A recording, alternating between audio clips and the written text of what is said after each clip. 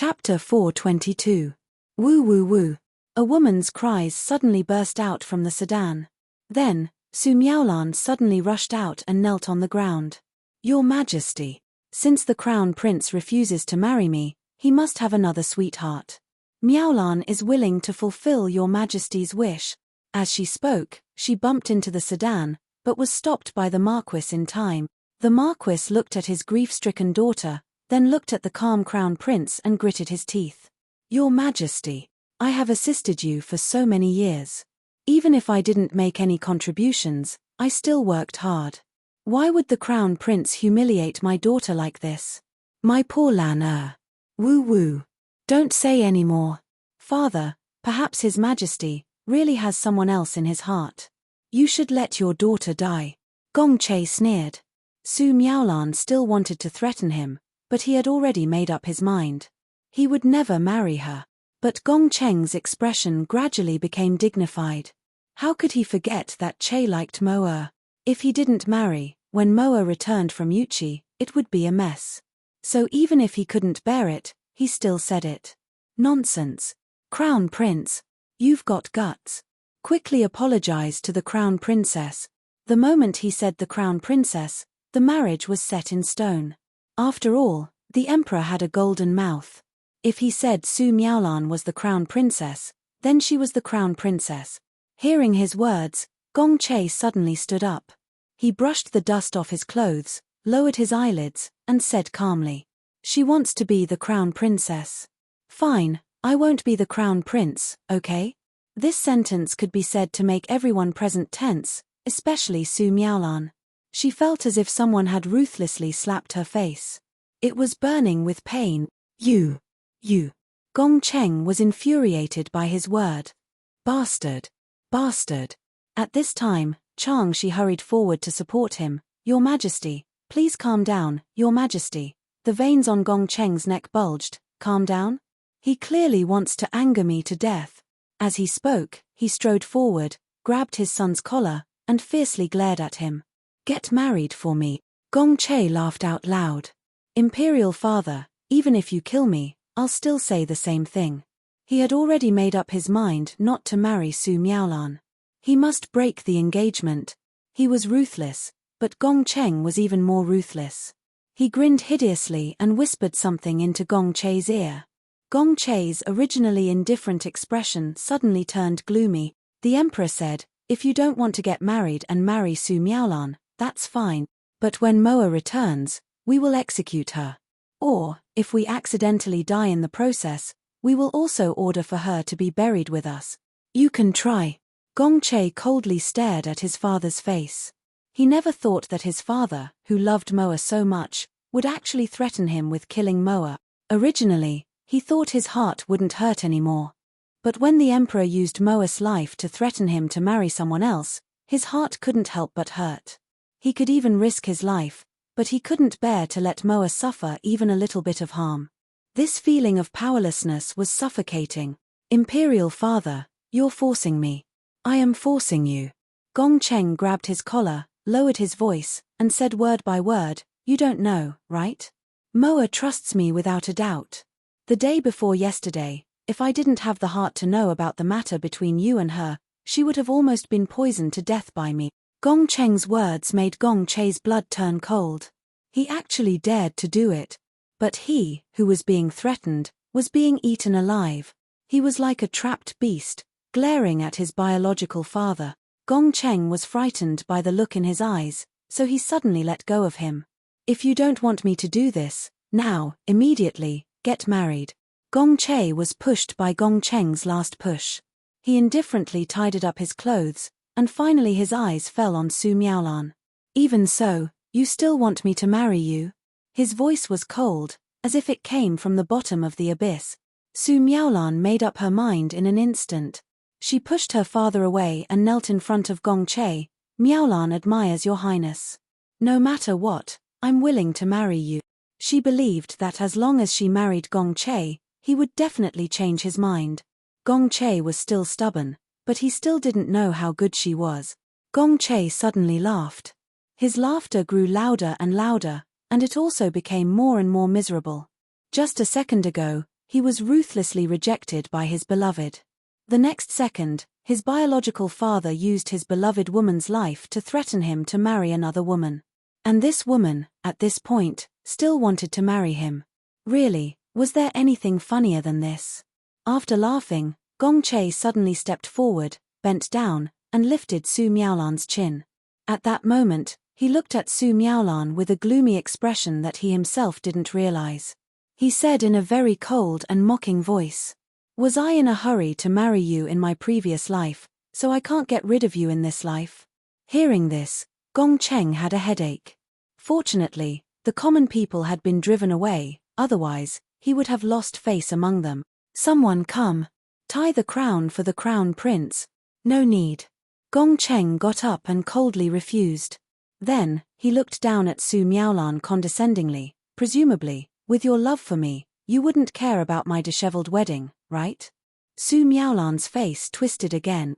She lowered her head, and after a long while, she gritted her teeth and said in a forbearing tone, "I don't care." "Then what are you waiting for?" Gong Che laughed and turned around. "Why haven't you followed me into the palace to perform the wedding ceremony? Presumably, Imperial Father can't wait any longer." After saying that, he actually went into the palace first. Su Miaolan had no choice but to clench her teeth and follow him. The others also crowded around him. However, during the whole process, no one dared to make any noise. The whole wedding was called a wedding banquet, but it was more solemn than a funeral banquet. But it wasn't over yet. When he passed by Gong Cheng, Gong Che seemed to have thought of something and said, "Imperial Father, this son is overjoyed. Why don't I see ninth brother?" After saying that, he smiled coldly. "That's right, ninth brother is a busy man. It's fine if he doesn't come to this kind of small banquet." He said it lightly, but it had a different meaning when it fell into the ears of those who were paying attention. "This crown prince and Prince Qi, it seems like they're going to quarrel." He left after saying that, but Gong Cheng was so angry that he clutched his chest. "Chang," she said with a sullen face, "Your Majesty, please take care of your body." "Take care." Gong Cheng laughed angrily. "These two are all here to collect debts. They can't wait to anger me to death. Where's Gong Dai? Go tell Gong Dai to come to the wedding banquet. It's the crown prince's wedding, how can he not come?" Chang Shi hurriedly sent someone, but in his heart, he sighed. The situation they were most worried about still happened, and all these changes had already circled around countless times in everyone's heart. The capital was gathering wind and clouds. It seems like the sky is about to change. Chapter 423. Gong Yimo was drenched by the rain halfway through her journey. She was somewhat depressed as she hid under a big tree, looking in the direction of the capital. Gong Che, he should be married by now. Why did she feel uneasy? It was as if someone was drumming beside her ear, making her feel uneasy.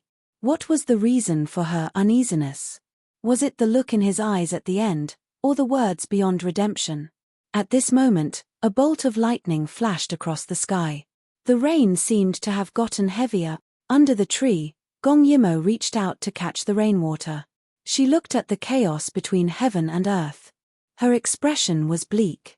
She suddenly felt a little lost about the future. In the capital, Gong Dai did not take a sedan. Instead, he rode a horse to the capital. He was drenched by the rain, but his eyes were looking straight ahead, as if he did not feel anything. The people on both sides of the street quickly packed up their stalls and went back. They were still cursing. It was such a good day, but the heavens were not on their side. Otherwise, they could have made a lot of money on this joyous day. Gong Dai's black clothes clung to his body. On the way, he met the person announcing the imperial edict. The emperor ordered him to attend the banquet immediately.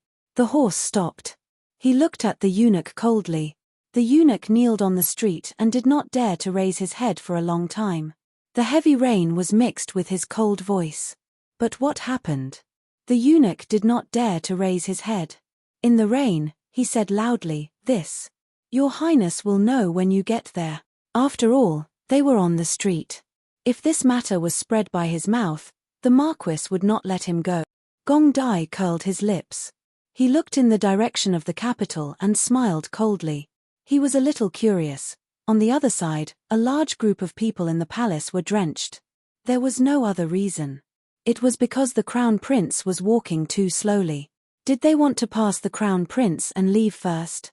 They could only endure it. Gong Che seemed to be enjoying the baptism of the rain. The rain was turbulent and fell from his face to his chin. It was wet to the bone, but it made him feel extremely warm. His long black hair was wet. Strands of it stuck to the side of his face. His wedding robes were the color of coagulated blood. They hung close to his body. He closed his eyes and suddenly stopped. The surrounding people were angry, but they didn't dare to say anything. Su Miaolan, who had been following behind him, was even more miserable. Her makeup was completely ruined. Needless to say, after today, she would become the laughingstock of the entire city. But now that things had come to this, she had no other choice. She had to marry the crown prince, only then would she have the chance to wash away today's humiliation. As she thought of this, she gloomily looked at the crown prince in front of her. One day, she would make the crown prince beg her to love him. Now that the crown prince had stopped, she had no choice but to stop as well. She prayed in her heart that he wouldn't cause any more trouble at this final juncture. "Your Highness, what's wrong?" Someone braced himself and asked. The rain continued to wash his face, blurring his vision. He didn't even dare to wipe it away, because he could already feel Gong Che's cold gaze staring at him. "Nothing." Gong Che's angry voice sounded, "It's just that ninth brother and I have a deep brotherly relationship. He hasn't arrived yet, so how can I leave first? I want to wait for him. In such a heavy rain, you're the crown prince, why would you wait for a prince?" Everyone went crazy. Behind them, Emperor Gong rushed over in a palanquin. In the end, he saw this group of people standing on the palace road instead of leaving. He couldn't help but have a headache. What kind of trouble is Gong Che trying to cause? Chang Shi went to ask and came back, trembling with fear. His Highness said. His Highness said that he wants to wait for Prince Qi to arrive so that we can leave together. After Chang Shi finished speaking, he thought that Emperor Gong would be furious. But after a while, he actually heard Emperor Gong's laughter. Could it be that he was too stimulated that he went crazy? Ha ha ha ha. Emperor Gong laughed. He looked at the pouring rain outside with a sneer on his face. Che is right. Gong Dai, this child, is becoming more and more disobedient. On such an important day, he didn't know to come earlier. If you want to wait, then wait together.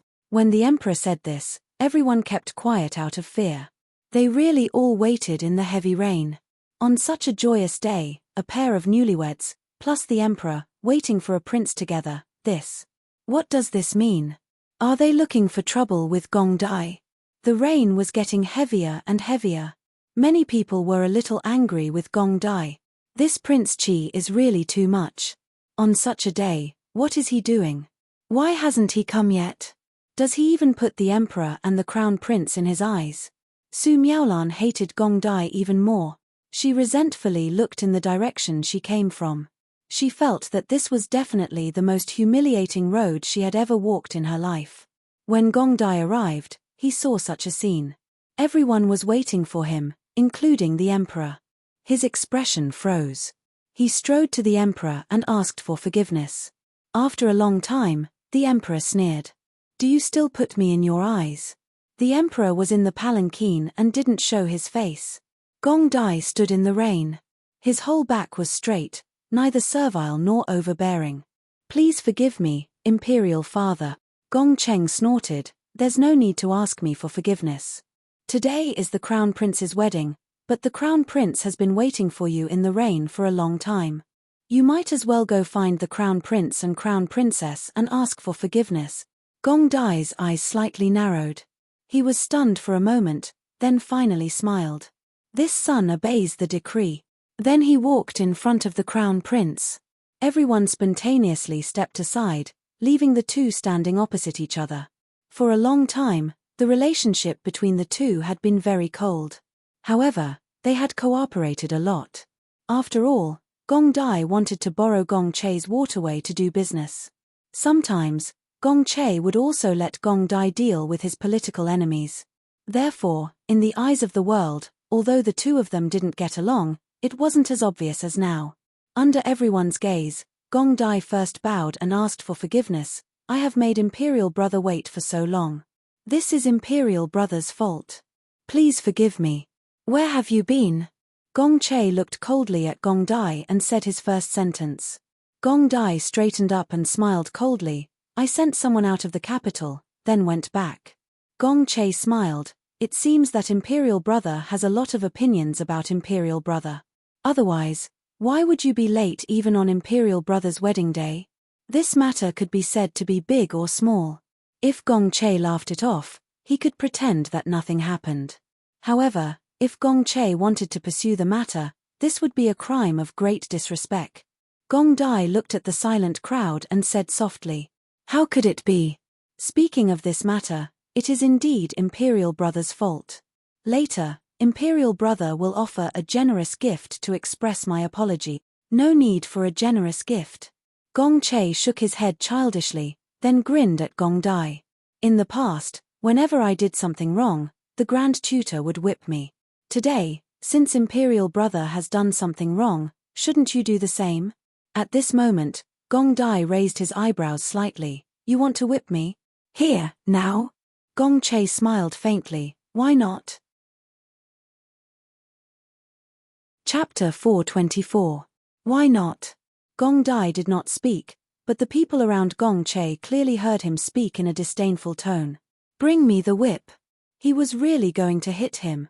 The officials present all looked at each other. What was going on today? It was supposed to be a wedding, but first, the crown prince ran away, then he refused the marriage, and now he was looking for trouble with Prince Chi.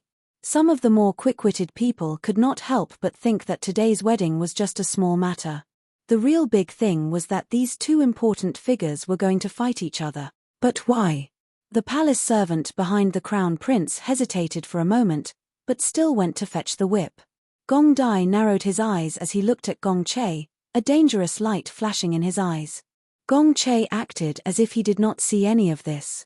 When the palace servant returned, he directly reached out and took the whip from him. The gem-embedded whip looked very exquisite, and it made the hand holding the whip look as white as jade. Gong Che pointed the whip at Gong Dai and suddenly shouted in the rain. All of you, get out of my way. When the crowd heard this, they looked at the emperor's carriage not far away and retreated. This matter did not look good, and it was better for them to stay away from the fire, lest they attract trouble. With them retreating, a large space was cleared. There were fewer people, but the atmosphere was not less oppressive. Gong Che walked towards Gong Dai, his footsteps calm, the whip hitting his palm again and again. He looked at Gong Dai with slightly curved lips, completely different from his usual self. Gong Dai, are you willing to be whipped by me to atone for your sins? Gong Dai felt that he was indulging in fantasy. Imperial Brother, don't you always say that you have a deep brotherly relationship with Imperial Brother? What, such a small mistake and you want to punish me, isn't it too much? Gong Che smiled. A small mistake. As long as I am willing, you are guilty of great disrespect. This is not a small mistake. Gong Dai was too lazy to argue, and he sneered. If you want to touch me, you can try. As soon as he finished speaking, the rain seemed to have become heavier. However, no matter how heavy the rain was, it could not extinguish the rage and fury hidden in the silence. Gong Dai. I didn't realize it before, but now, I feel that our personalities are quite similar. It's like you can't let go of the person you like, and so can I. You like your family, and so do I. We like the same person. In the heavy rain, his voice could only be heard by Gong Dai. Gong Dai raised his eyebrows slightly as he looked at the gentle but increasingly demonic face in front of him. Is that so? But I think it's different.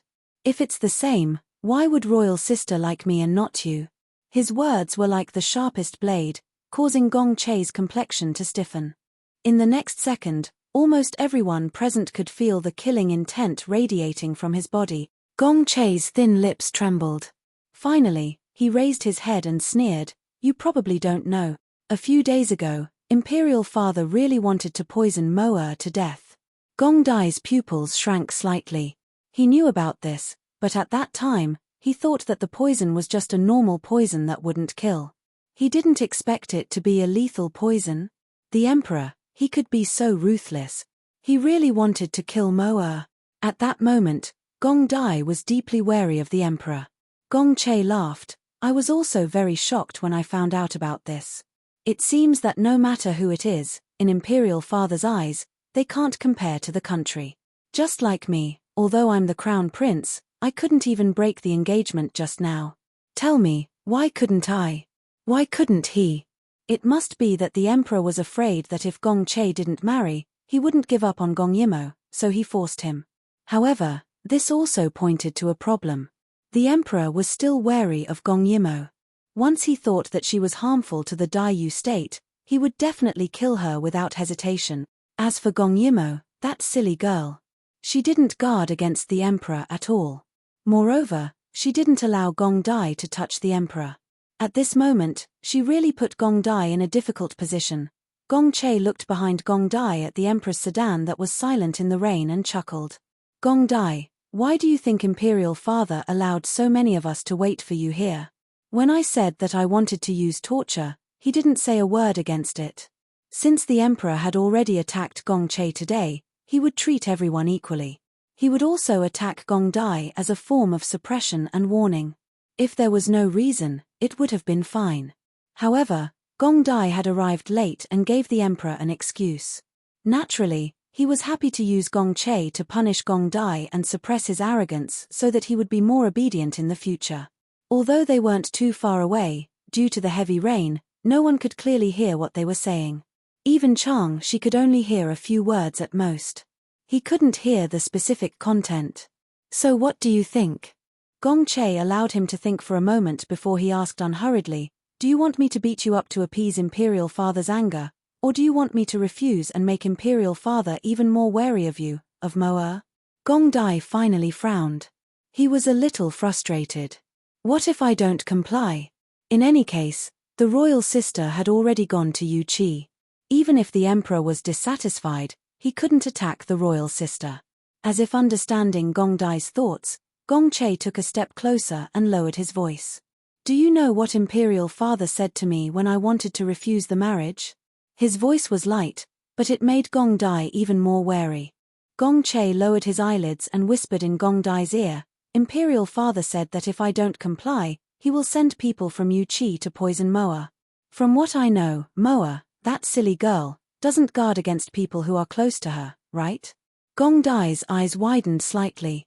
Looking at the rain, huge waves surged in his heart. He didn't expect that Gong Cheng still hadn't given up on the idea of poisoning the royal sister. Are you very angry? Do you really want to overthrow him and kill him? Gong Che smiled, but Imperial Father said that if he accidentally dies, he will drag Moa down with him. Moreover, Moa definitely won't allow you to touch Imperial Father. Tell me, what should we do? The rain poured down. Not only did it cut off the sound intermittently, it also made people's hearts beat wildly. In the end, the crown prince patted Gong Dai's shoulder as if they had already reached an agreement. Everyone couldn't help but feel suspicious. So now, are you willing to let me beat you up to appease Imperial Father's anger and not take it out on Moa, or do you want to continue to resist stubbornly? Gong Che patted Gong Dai's shoulder and asked in the most gentle tone. Gong Dai felt Chang Shi's piercing gaze behind him, the emperor's silent threat, and Gong Che's provocation. The anger in his heart couldn't be suppressed. Were they forcing him to submit? Gong Che wanted to use this opportunity to humiliate him, while the emperor wanted to weaken him in front of everyone. Did he really think that he was easy to bully? Chapter 425. Gong Dai sneered, mocking them for overestimating their capabilities. Now that the royal sister had given him her virginity, as long as he wanted to, he could destroy all these people at any time. He wasn't prepared to do so, but he was afraid that the royal sister would be unhappy, because the last thing she wanted was internal strife, even if he didn't use his virginity.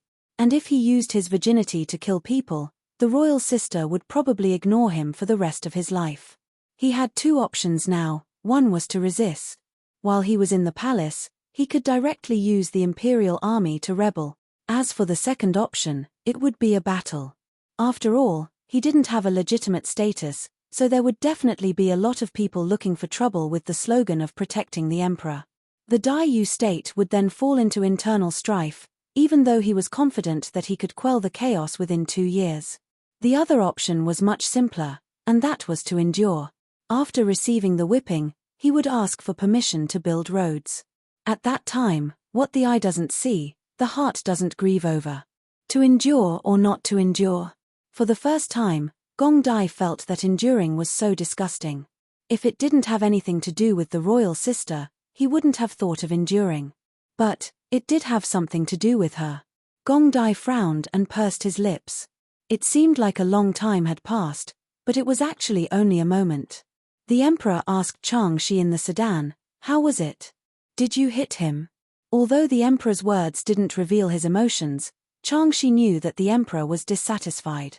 Originally, the emperor didn't have to go through so much trouble to punish or suppress anyone, but the target was Gong Dai. Today, the emperor allowed Gong Che to cause trouble for Gong Dai. It was a test. If Gong Dai really resisted, the consequences would be disastrous. Just as Chang Shi was about to say that Gong Dai hadn't given in, Gong Dai knelt down on one knee.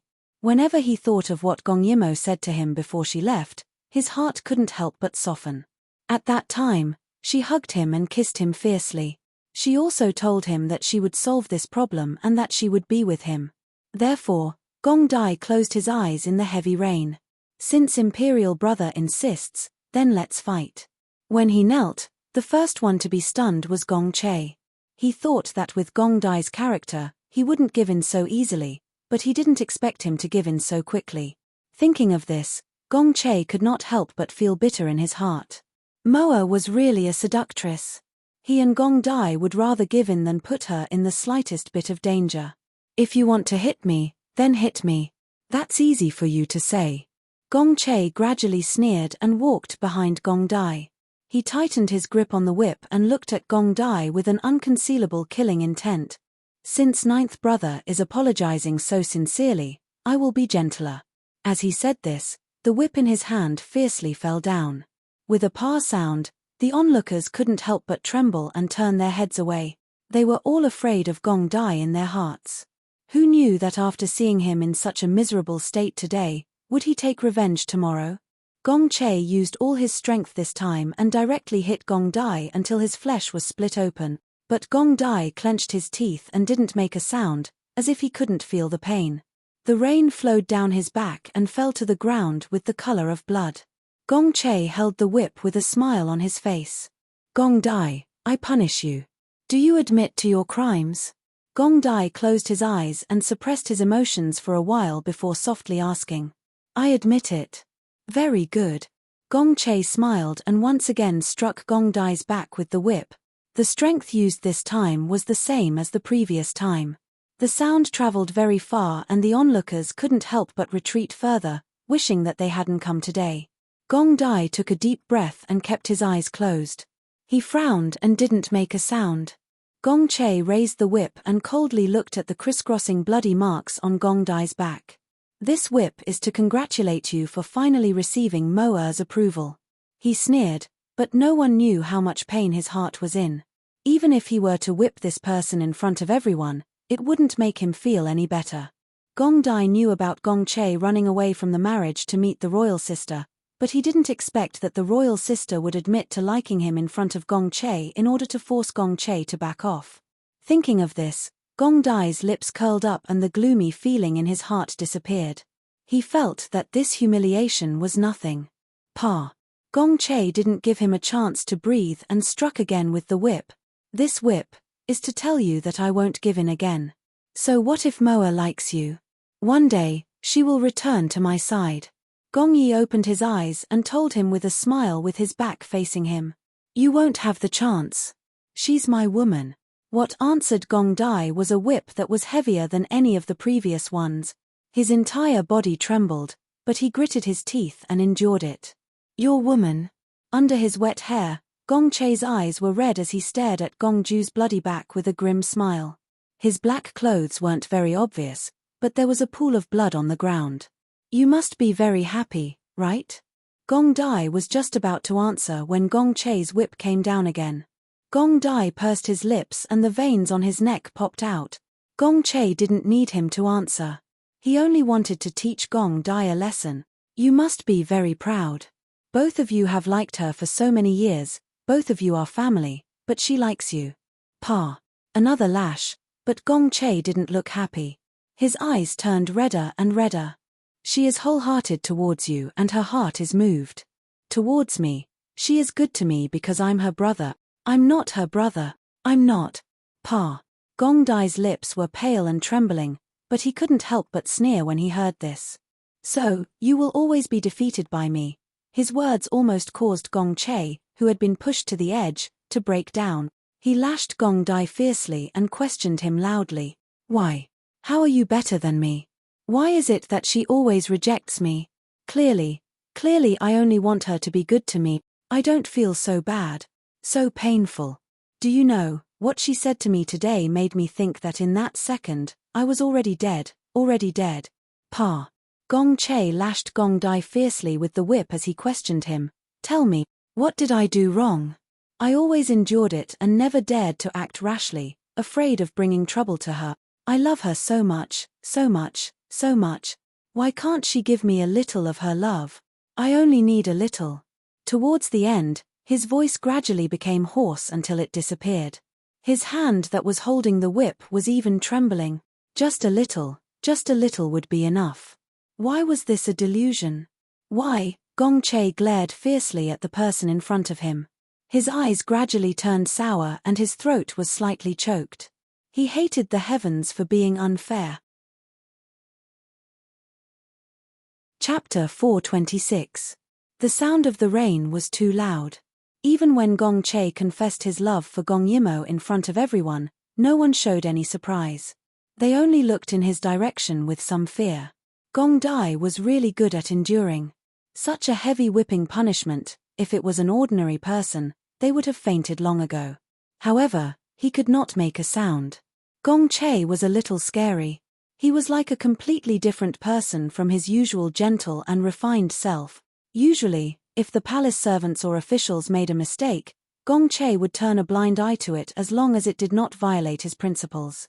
However, right now, he was so ruthless that it seemed as if he wanted to kill Gong Dai directly. Finally, Gong Che slowly raised his whip.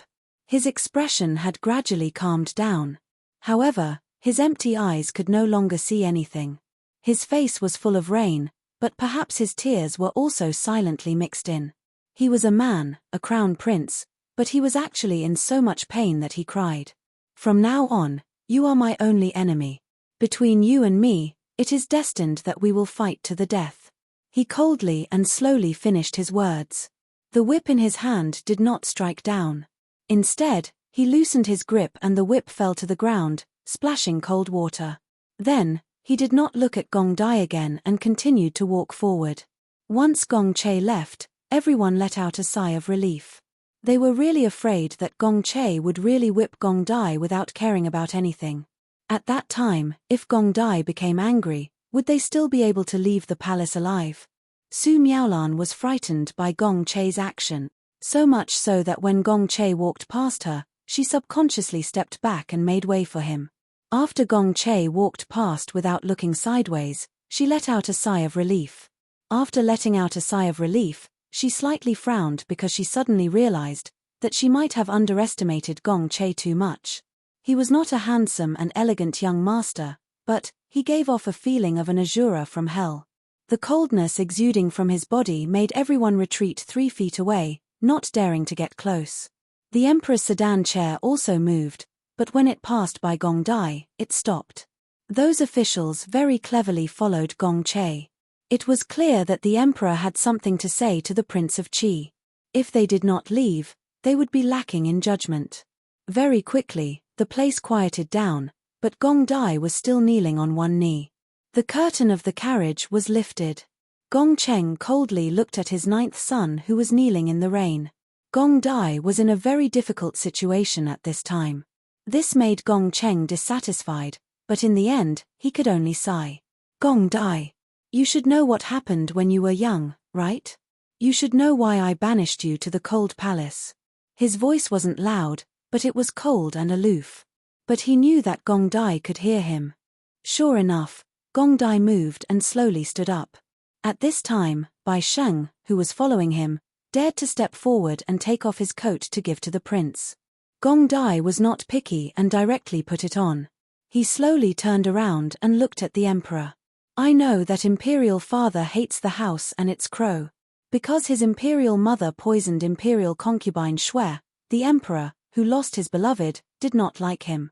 When Gong Cheng saw Gong Dai's pale face and messy hair, the last bit of anger in his heart dissipated little by little, leaving only helplessness. Isn't that so?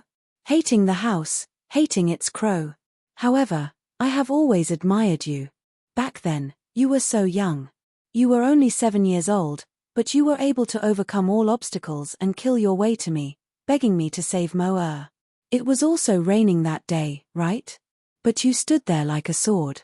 Our first reaction was to be intimidated by your arrogance.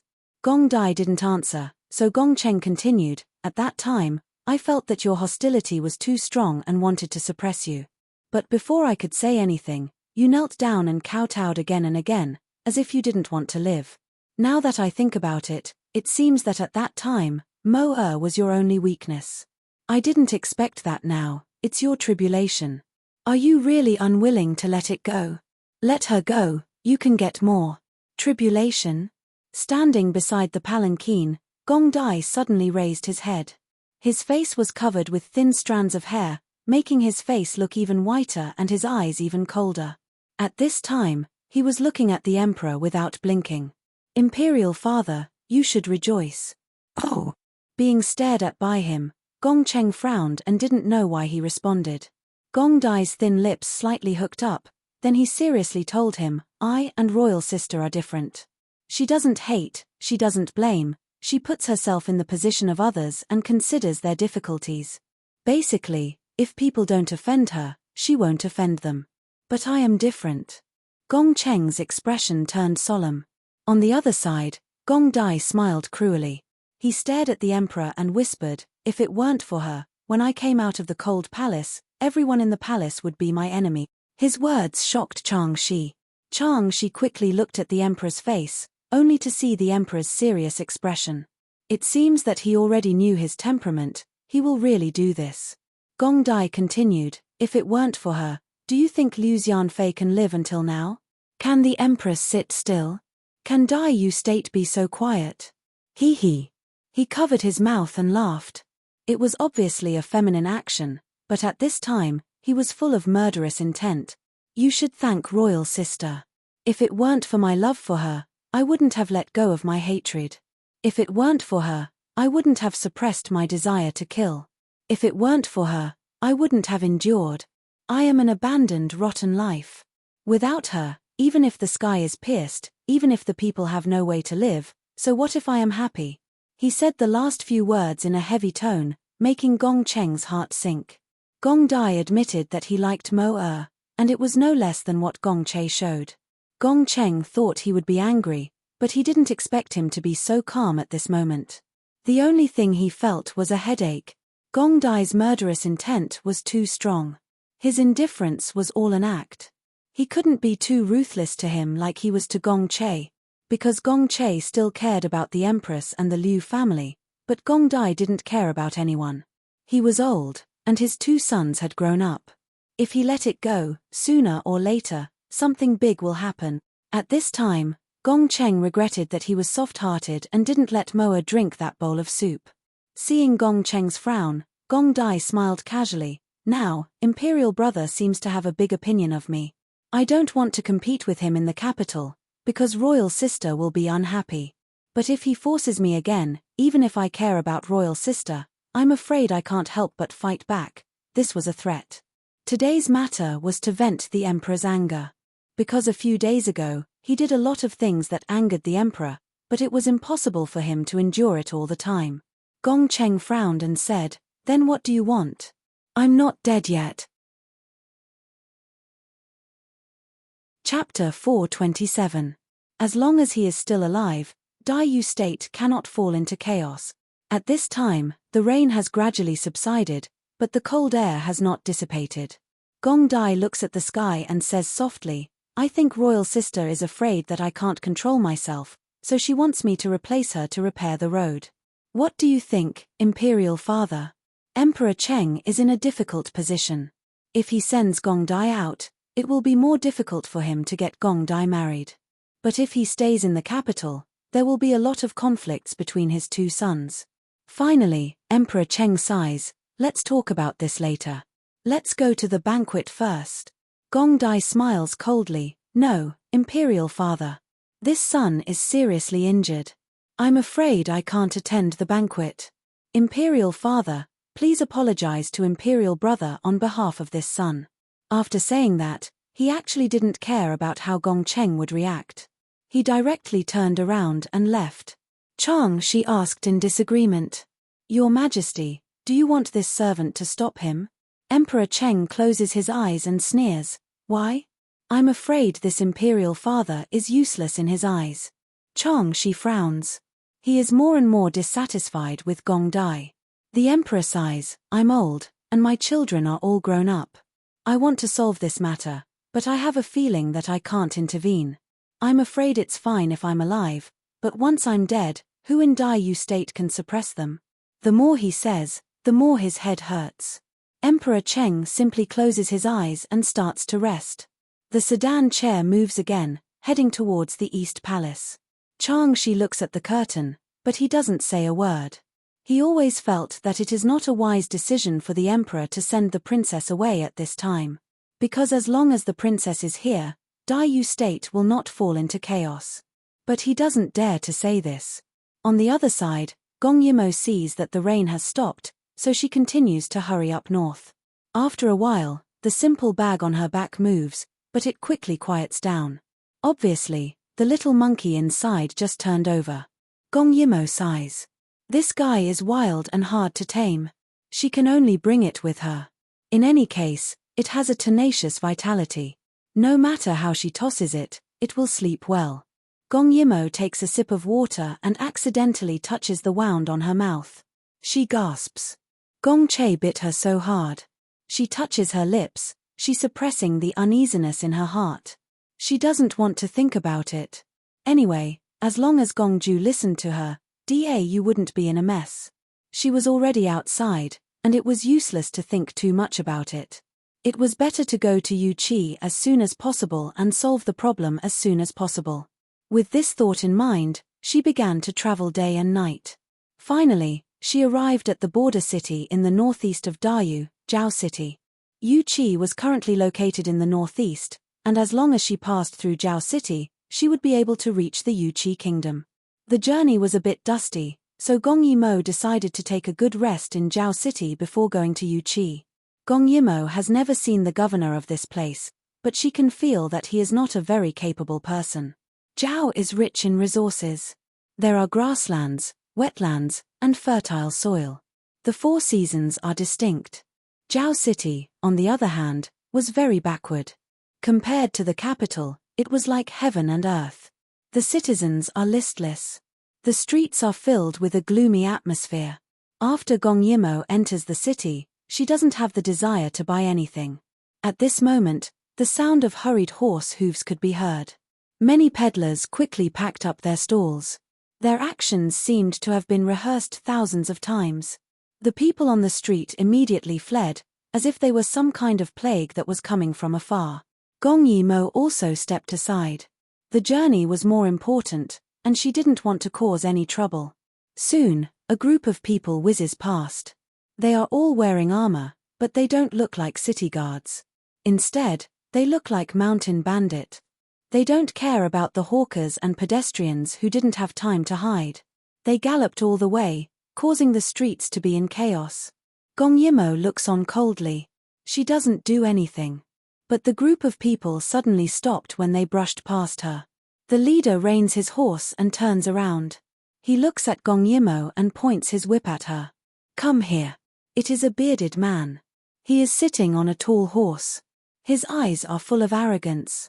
Gong Yimo sighed when she saw that many citizens who didn't have time to hide were cowering on the sides of the road. Then, she slowly walks forward. Sir, what's the matter? Her face is covered with a veil. This person shouldn't recognize her. Take off your veil. The bearded man ordered again. Moreover, the others are also on their horses, eyeing her covetously. Gong Yimo is stunned, but she still takes off her veil. However, as soon as she took off her veil, most of the people on the opposite side of the horse revealed a lewd smile. The man in the lead stroked his beard and looked at Gong Yimo as if she were a commodity. His mouth laughed. This young master has a discerning eye. I knew it was a beauty with one glance. I didn't expect it to be such a beautiful woman. Once he finished speaking, the people below quickly complimented, Lord Bai has a discerning eye. You can recognize a woman just by smelling her, that's true. Who doesn't know that more than half of the beautiful women in the governor's residence are found by Lord Bai? It's rare that the governor thinks so highly of you. That Lord Bai snorts, enough, take her away. His meaning is clear. Are they trying to kidnap a woman on the street? Gong Yimo touches her face. She didn't expect that she would experience the pain of being beautiful. Lord Bai, I don't seem to have agreed to it. Gong Yimo sees two people coming down from their horses to catch her. Gong Yimo raises her eyebrows slightly and says. Bai Chio, who was already prepared to leave, pauses. He didn't expect that this little woman in front of him would dare to resist. Thus, he raises his eyebrows and says, What do you want?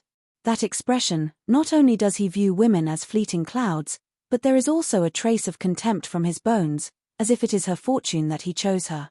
What do I want? Gong Yimo is amused by him. You want to take me away, shouldn't you ask if I am willing? Bai Chio frowns and snorts, aren't you women all the same? Climbing up to wealth and splendor, fickle at the sight of strange things. This young master is now giving you a chance to rise to the top. What else do you have to say? Gong Yimo is so angry that she laughs. You used to do this in the past. Did those women also agree to it? Bai Chio ponders. So what if there are women who don't agree? As long as he takes her body, treats her family better and coaxes them with gold, silver, and jewels, won't they all obediently stay in the governor's residence? Thus, he can't be bothered to talk nonsense. Take her away. This time, Gong Yimo doesn't resist. She also wants to see what kind of person this governor of Jiao City is. He even dares to kidnap her. Stop, don't touch me. I have my own horse, I will go with you. Seeing that Gong Yimo is so sensible, Bai Chio doesn't say anything. Instead, he sneered. Perhaps in his heart, he is even more certain that all women are the same. Thus, he directly urges his horse to leave. And Gong Yimo really follows behind him obediently and goes to the governor's residence. Chapter 428.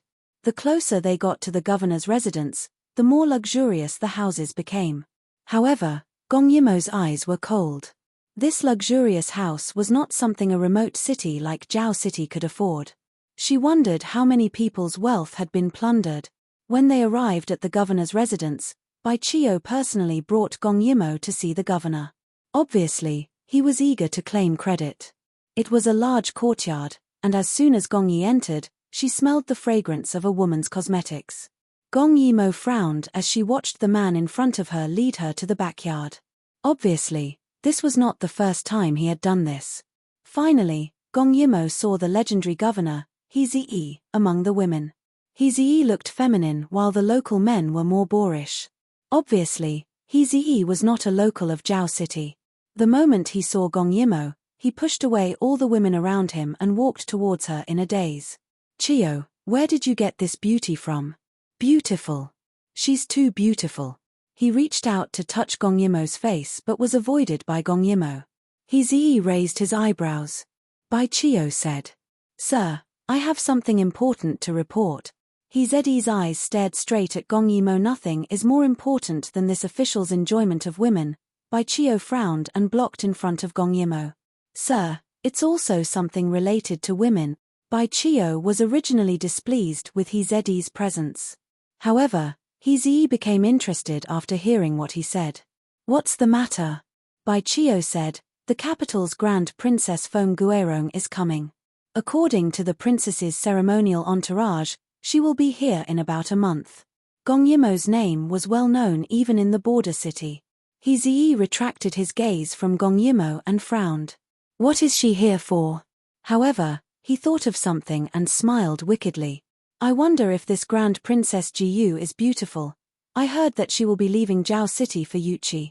After thinking for a while, Bai Chio continued, furthermore, the first princess is very beautiful. She's even more beautiful than the woman behind me. He Ziyi was overjoyed when he heard this. Is this princess sick? She doesn't know how to enjoy the splendor and wealth. She wants to go to Yuchi. Does she have a death wish? But if she is really that beautiful, perhaps I can become the prince consort. I wonder how the princess tastes.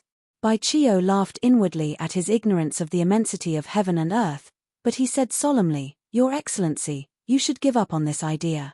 I heard that the first princess of Jiyu State is deeply loved by the emperor. She is upright and likes to meddle in other people's business.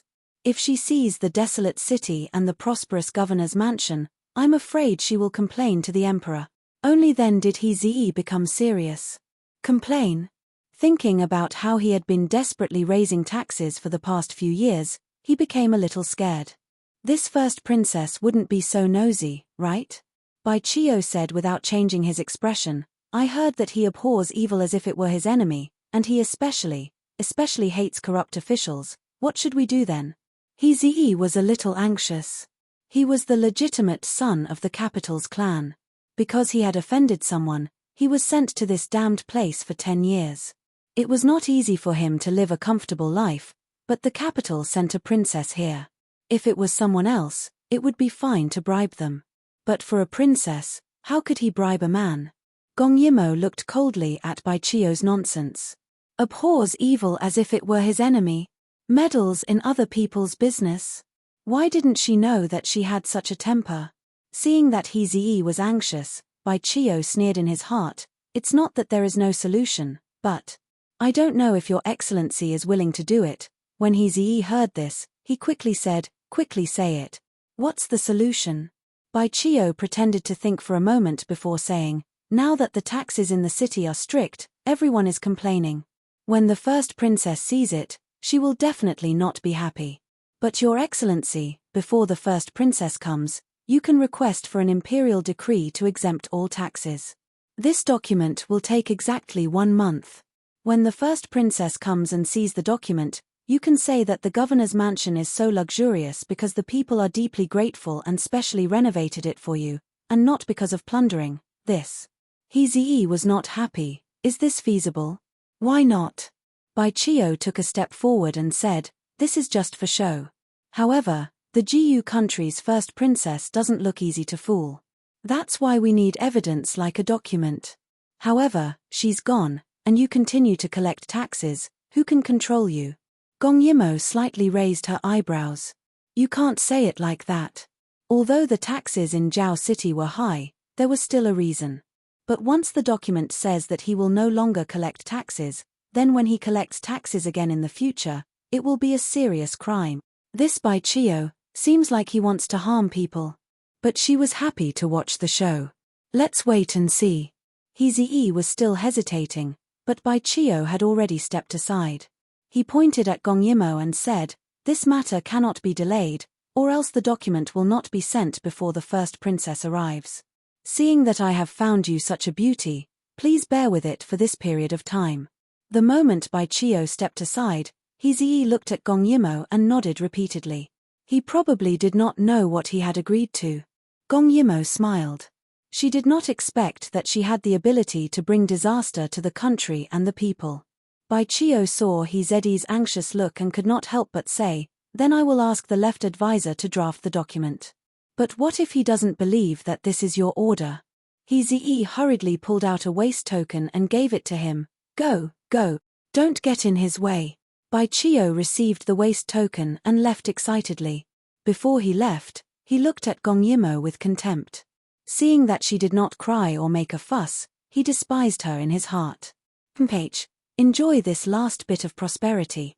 This He Ziyi, I'm afraid that he will not live for long. Thinking of this, he smiled and walked out. He seemed to be very proud. The women in the courtyard were staring at Gong Yimo covetously. They felt that she was their biggest threat. Gong Yimo glanced at them and finally her eyes fell on Heze. At this moment, Bai Chio had already walked out. Heze impatiently rushed over, but Gong Yimo reached out and pressed a gold medal against his forehead. Heze impatiently pushed her hand away, but he could not move it.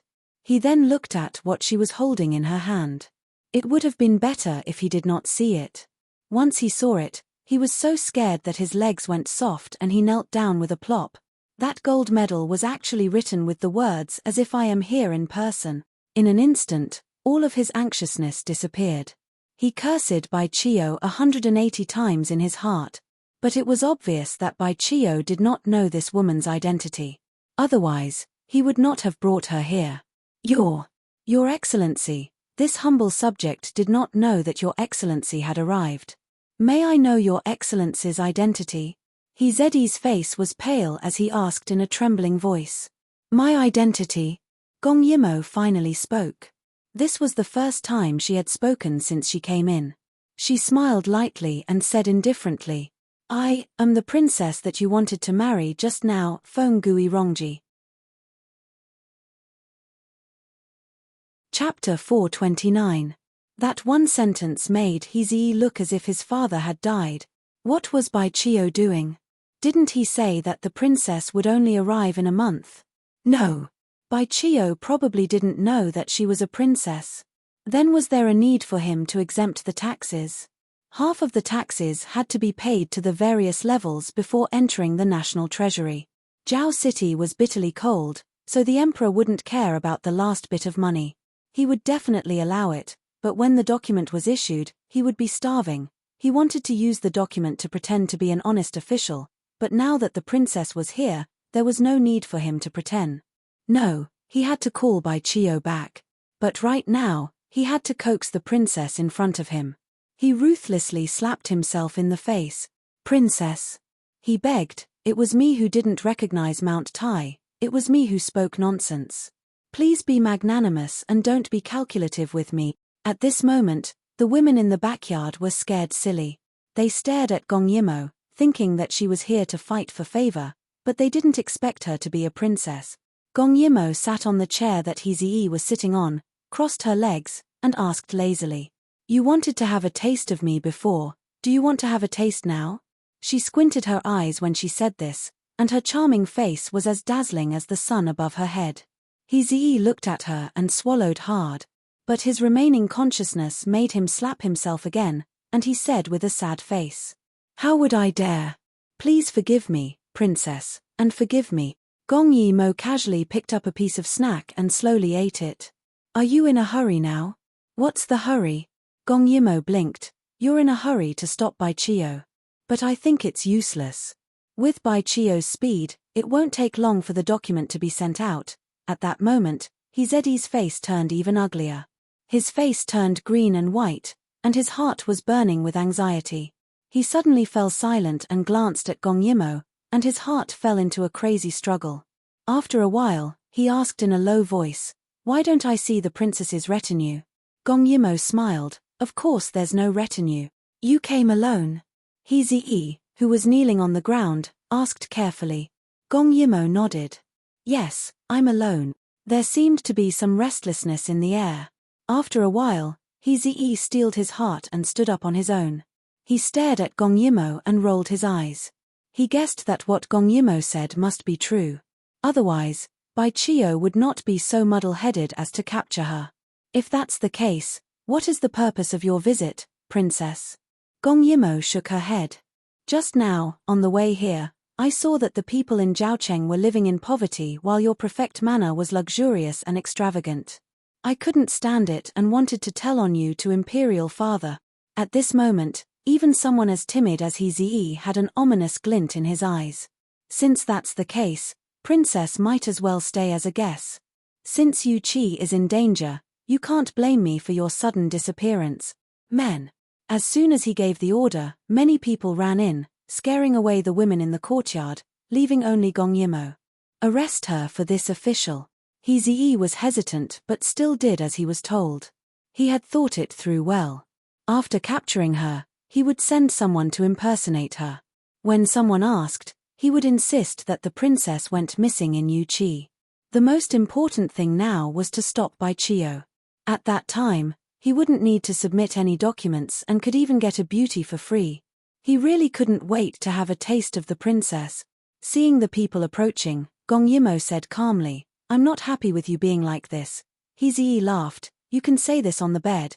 As he said that, those people pounced forward. But Gong Yimo casually kicked a few times and sent those people flying. She didn't even leave the chair. This kind of martial arts was not something that those good-for-nothings in the border town could resist. He Ziyi never thought that Gong Yimo's martial arts were so powerful. He looked fierce and sent more than 400 of the 500 guards in Zhaocheng to capture Gong Yimo. The entire backyard of the governor's mansion was packed to the brim. He Ziyi anxiously watched from the side, thinking that no matter how powerful Gong Yimo was, he had more than 400 people. It was impossible that they couldn't catch her, right? The commotion here alarmed Bai Chio. He had already sent out the documents but suddenly heard that almost all the city's military forces had gone to the administration office. He quickly followed to find out what was going on. But when he arrived, everything had already been settled. Bai Chio walked in, and the more he walked, the more shocked he was. The floor was filled with guards who were beaten until they couldn't get up. Usually, they were the accomplices of the villain and were all arrogant. But now, they were lying on the floor and didn't even have the strength to move. What kind of monster was this? This was the sentence that was crazily spammed in He Zed's heart. How could a princess in the inner court be so powerful? More than 400 people. More than 400 people were not a match for her. He watched helplessly as Gong Yimo handled those people with ease. He was so scared that he knelt on the floor to repent and let Gong Yimo step on his back. At this time, Gong Yimo was sitting on a special rattan chair that he had brought over from outside the region. She was eating the delicious wine and pastries that were sent over from the neighboring city. Below her were her own people. Although He Ziyi wasn't injured, he wasn't in a good state. He was trembling and lying on the floor under Gong Yimo's feet like a servant. When Bai Chio came in, he saw this scene. His first reaction was that this woman was a martial arts expert. His second reaction was that this woman was extremely daring. He Zed's father was a second-grade official in the capital. It was said that he had sought refuge with the Prince of Qi and was doing well in the capital. Offending He Ziyi, this woman probably wouldn't have a good ending. But he was the one who found this woman. He Ziyi probably wouldn't let him go. This was a bit of a headache. So he rushed in and roared, "Who are you? Why aren't you letting go of official He?" He Ziyi was just about to speak when Gong Yimo stepped on him. She smiled at Bai Chio. "He's just an ant. So what if I don't let him go?" Bai Chio sneered. "Country girls don't know what's good for them. Do you know who he is?" Gong Yimo blinked. "Who?" It seemed that she was really ignorant and fearless. Bai Chio pointed at He Ziyi and sneered. "Have you heard of the Prince of Qi? The Prince of Qi has an assistant who is a second-grade official in the capital. Official He is his second son." Gong Yimo touched her chin. "So?" Bai Chio frowned with displeasure. "So you better let go of official He. Otherwise, if you alarm his father, I'm afraid that your family will be implicated by you." His words were threatening, and it wasn't baseless. In the past, He Ziyi really did have a political enemy. Later, that person was dealt with by the He family and retired early. Otherwise, Zhao City wouldn't have become like this, where He Ziyi had the final say. Chapter 430. Gong Yimo closed her eyes. "What if I don't release him?" Bai Chio sneered. "Then you can wait for your family to be exterminated. If you still don't realize your error and alarm the prince, perhaps you can try the 18 kinds of torture in Zhao prison." Gong Yimo was angered by his words. She had never been to Gong Dai's Zhao prison because she deeply experienced that place and was traumatized. Especially when she looked at the person under her feet, he seemed to be hoping for a fluke because he knew that Jiyu country's princess was on good terms with Prince Qi. Perhaps she would let him go because of this. Seeing her silence, Bai Chio threatened, "Are you afraid now? Since you know, why don't you let official He go?" "Let him go?" Because she was afraid of Gong Dai. Gong Yimo laughed and shook her head, but her laughter was a little cruel, not to mention him, even if it was his father, he Shin, as long as I want, Gong Dai will also pluck his head for me to play with, her words made Bai Chio shock. In this world, the only person who dared to call the prince by his name, other than the emperor and the crown prince, was that legendary princess. But that person was a princess, how could she be alone? Thus, he frowned and asked cautiously, "You dare to ask about your identity?" Bai Chio became serious. Gong Yimo smiled brightly and sighed as she looked at the sky. "It's not a great identity, but Gong Dai has to call me royal sister. Tell me, who am I?" She curiously looked at Bai Chio's face, and as expected, his face suddenly turned ashen. But he still didn't believe that this person was a princess. At this moment, Hizii finally gave up and shouted, "Kneel down. She's the eldest princess of Jiyu country. Holding the golden token arrow, she's like the emperor himself." Bai Chio was shocked and knelt down with a thump, his eyes filled with disbelief. Princess? How could he grab a princess so casually? Seeing him like this, Gong Yimo laughed, her voice clear and moving. She glanced at him and asked proudly, "How is it, Big Beard, are you surprised?" Alarm bells rang in Bai Chio's heart. Since ancient times, women were hard to deal with. Even if the person in front of him was a princess, he was afraid that she was a narrow-minded woman. Now, he had fallen into the hands of this woman before he could even get his revenge. Was he really suffering retribution for all the evil he had done? This humble subject didn't know that the princess had arrived. "I beg for the princess's forgiveness." Bai Chio thought for a while and decided to apologize first. His forehead was covered in cold sweat, and he kept thinking about how to get away. "Oh." Gong Yimo raised her eyebrows and tapped the coffee table beside her. "What if I don't forgive you?" Her words made Bai Chio's heart turn cold. He knew that women were the most difficult to deal with and the most unwilling to give up. He was already prejudiced against women. Seeing that Gong Yimo was not willing to let him go, he propped himself up and said coldly, "If you want to kill me or torture me, do as you please." When Gong Yimo saw this, she was amused. He was a tough nut to crack. She directly threw a dagger in front of Bai Chio. "Here, pick it up." Gong Yimo's voice came, but Bai Chio did not move. Could it be that this princess wanted him to commit suicide? Seeing that he did not move, Gong Yimo raised her hand and stared at her fingertips. She said faintly, "Didn't you say that you can kill me or torture me? Why don't you pick it up?" Hizii, who was kneeling at his feet, was already scared out of his wit. It seemed that this princess was a woman who would seek revenge for the smallest grievance. He did not know how she would deal with him later. He scolded Bai Chio 1,000 times in his heart, but he was thinking of a way out for himself. Bai Chio was a little angry when he heard this. He picked up the dagger, but he thought in his heart, why should he listen to this woman? Could a princess force someone to commit suicide? Being stared at by his angry eyes, Gong Yimo slowly lay back and ordered, "I don't need you to torture yourself. Let's play a game." Bai Chio frowned. He did not know what medicine she was selling in her gourd.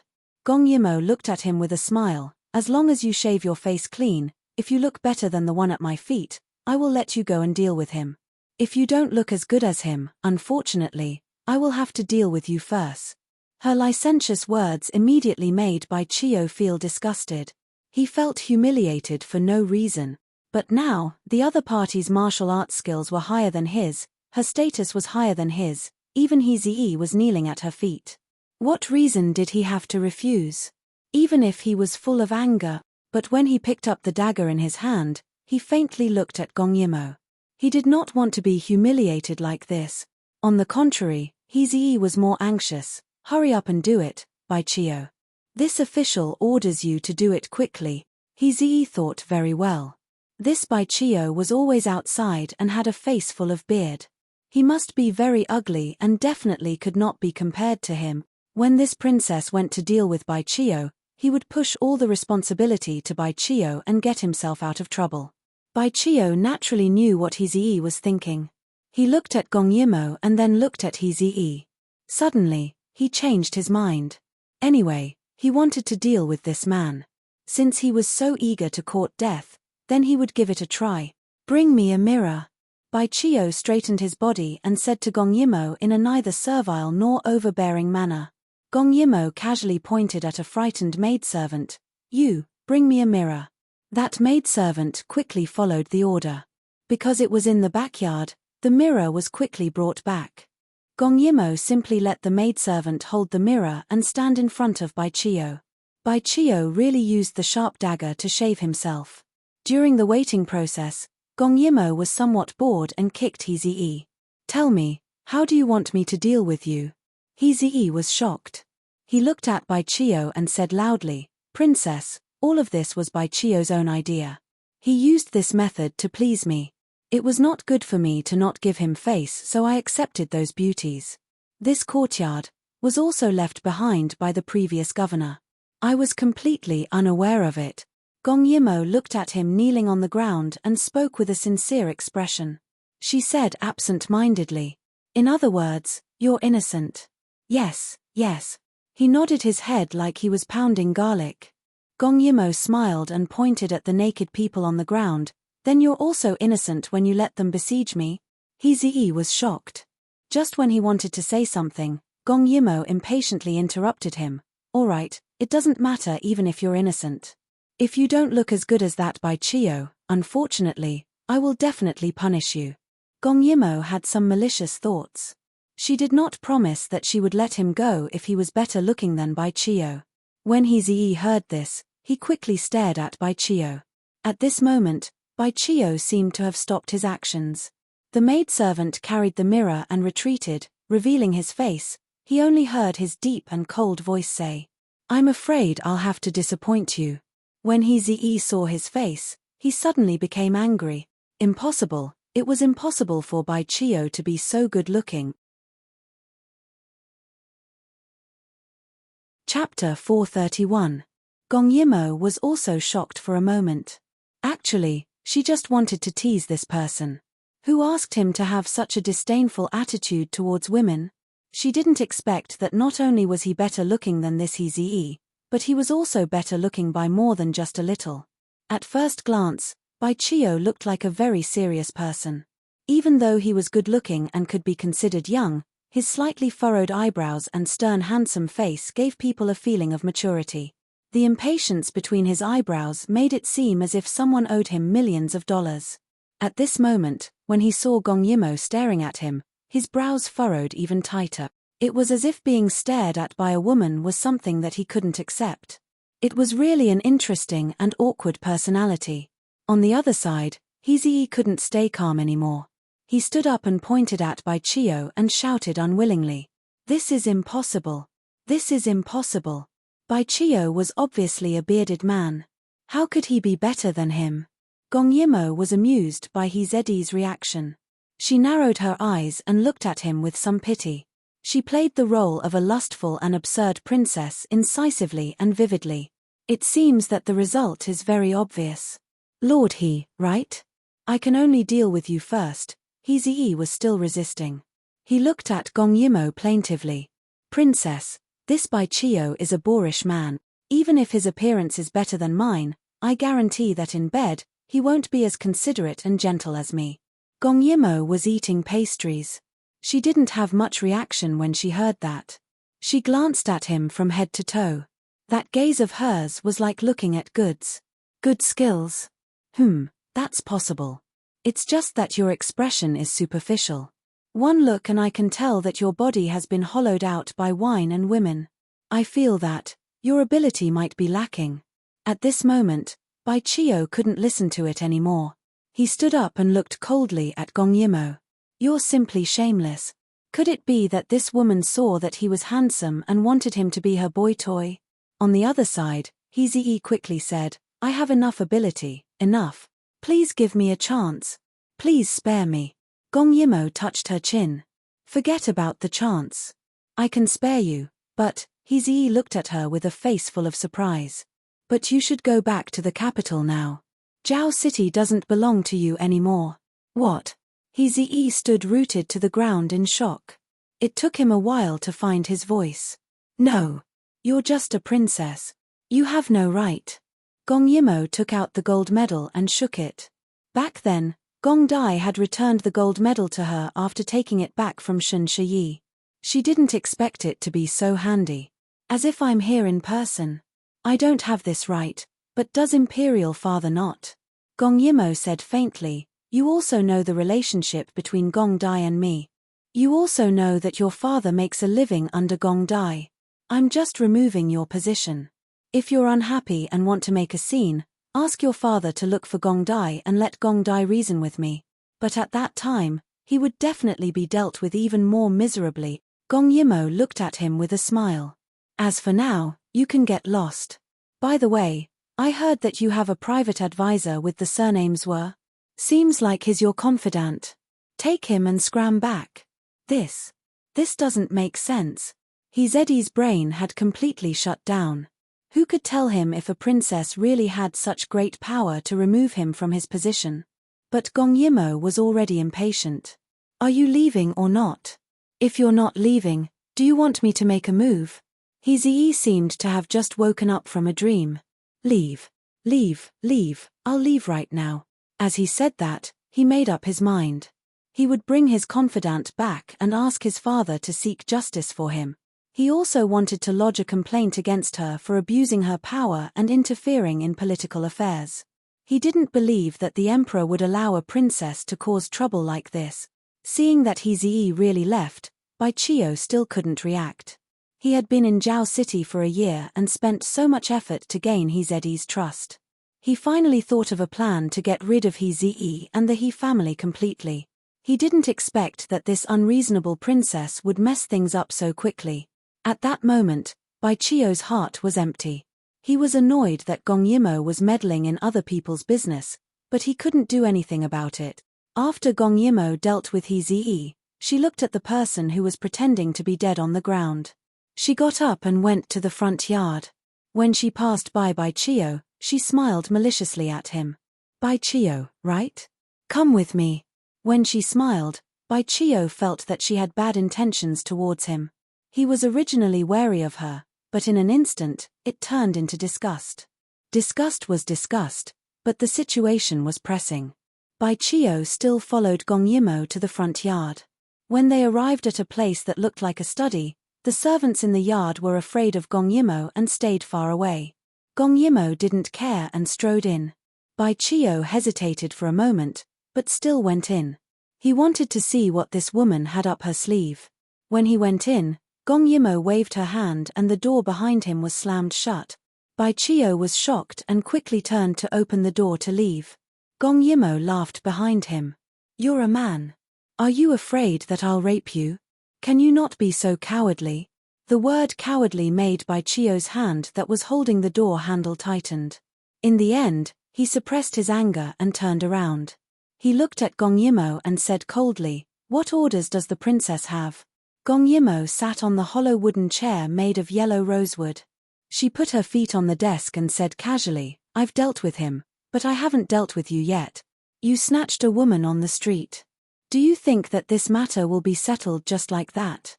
Bai Chio said, what does the princess want? Gong Yimo couldn't help but tease him when she saw his defensive appearance. You're using your body to pay for your crime. Shameless. Bai Chio did not hesitate to reply to her with 4 words. Gong Yimo touched her nose and was a little embarrassed. Actually, she was just bored. This Bai Chio snatched a woman and didn't repent. She definitely wanted to torture him. However, seeing that he had the heart to get rid of evil for the people, she didn't mind giving him a chance to listen to the reason. If this Bai Chio wasn't a good person and harmed Bai Zi for his own selfish reasons, she didn't mind getting rid of evil again. Tell me, why do you want to harm Bai Zi? Do you want to replace him? Bai Chio sneered. He was tall and stood there like a big tree. He looked at Gong Yimo with disdain. At this moment, he had already determined that Gong Yimo was a perverted person. Of course, he didn't have a good tone. Just a governor of Zhaocheng. I don't care. What he yearned for was to fight on the battlefield and serve the country. He didn't want to fight and scheme in this small border town. Such big words.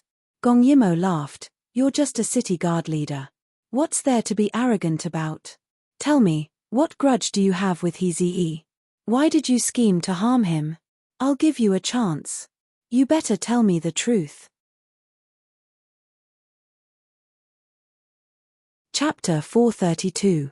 Bai Chio didn't want to say it at first, but Gong Yimo was someone with power and influence. If she really wanted to get to the bottom of it, he wouldn't be able to hide it from her. After a long silence, Bai Chio finally spoke.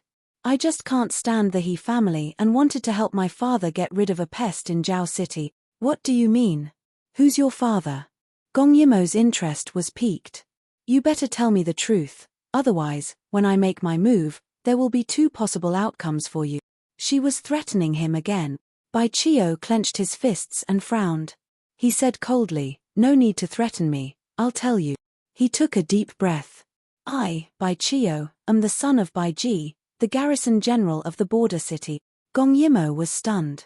She asked curiously, the Bai Ji you're talking about, is he the third-rank general guarding the border city? Bai Chio found it hard to speak, but in the end, he said, yes. He looked at the desk and seemed to recall the past. His expression was conflicted. Back then, I was very young and my father was just a small soldier. It was tough living in a place like Jiao City.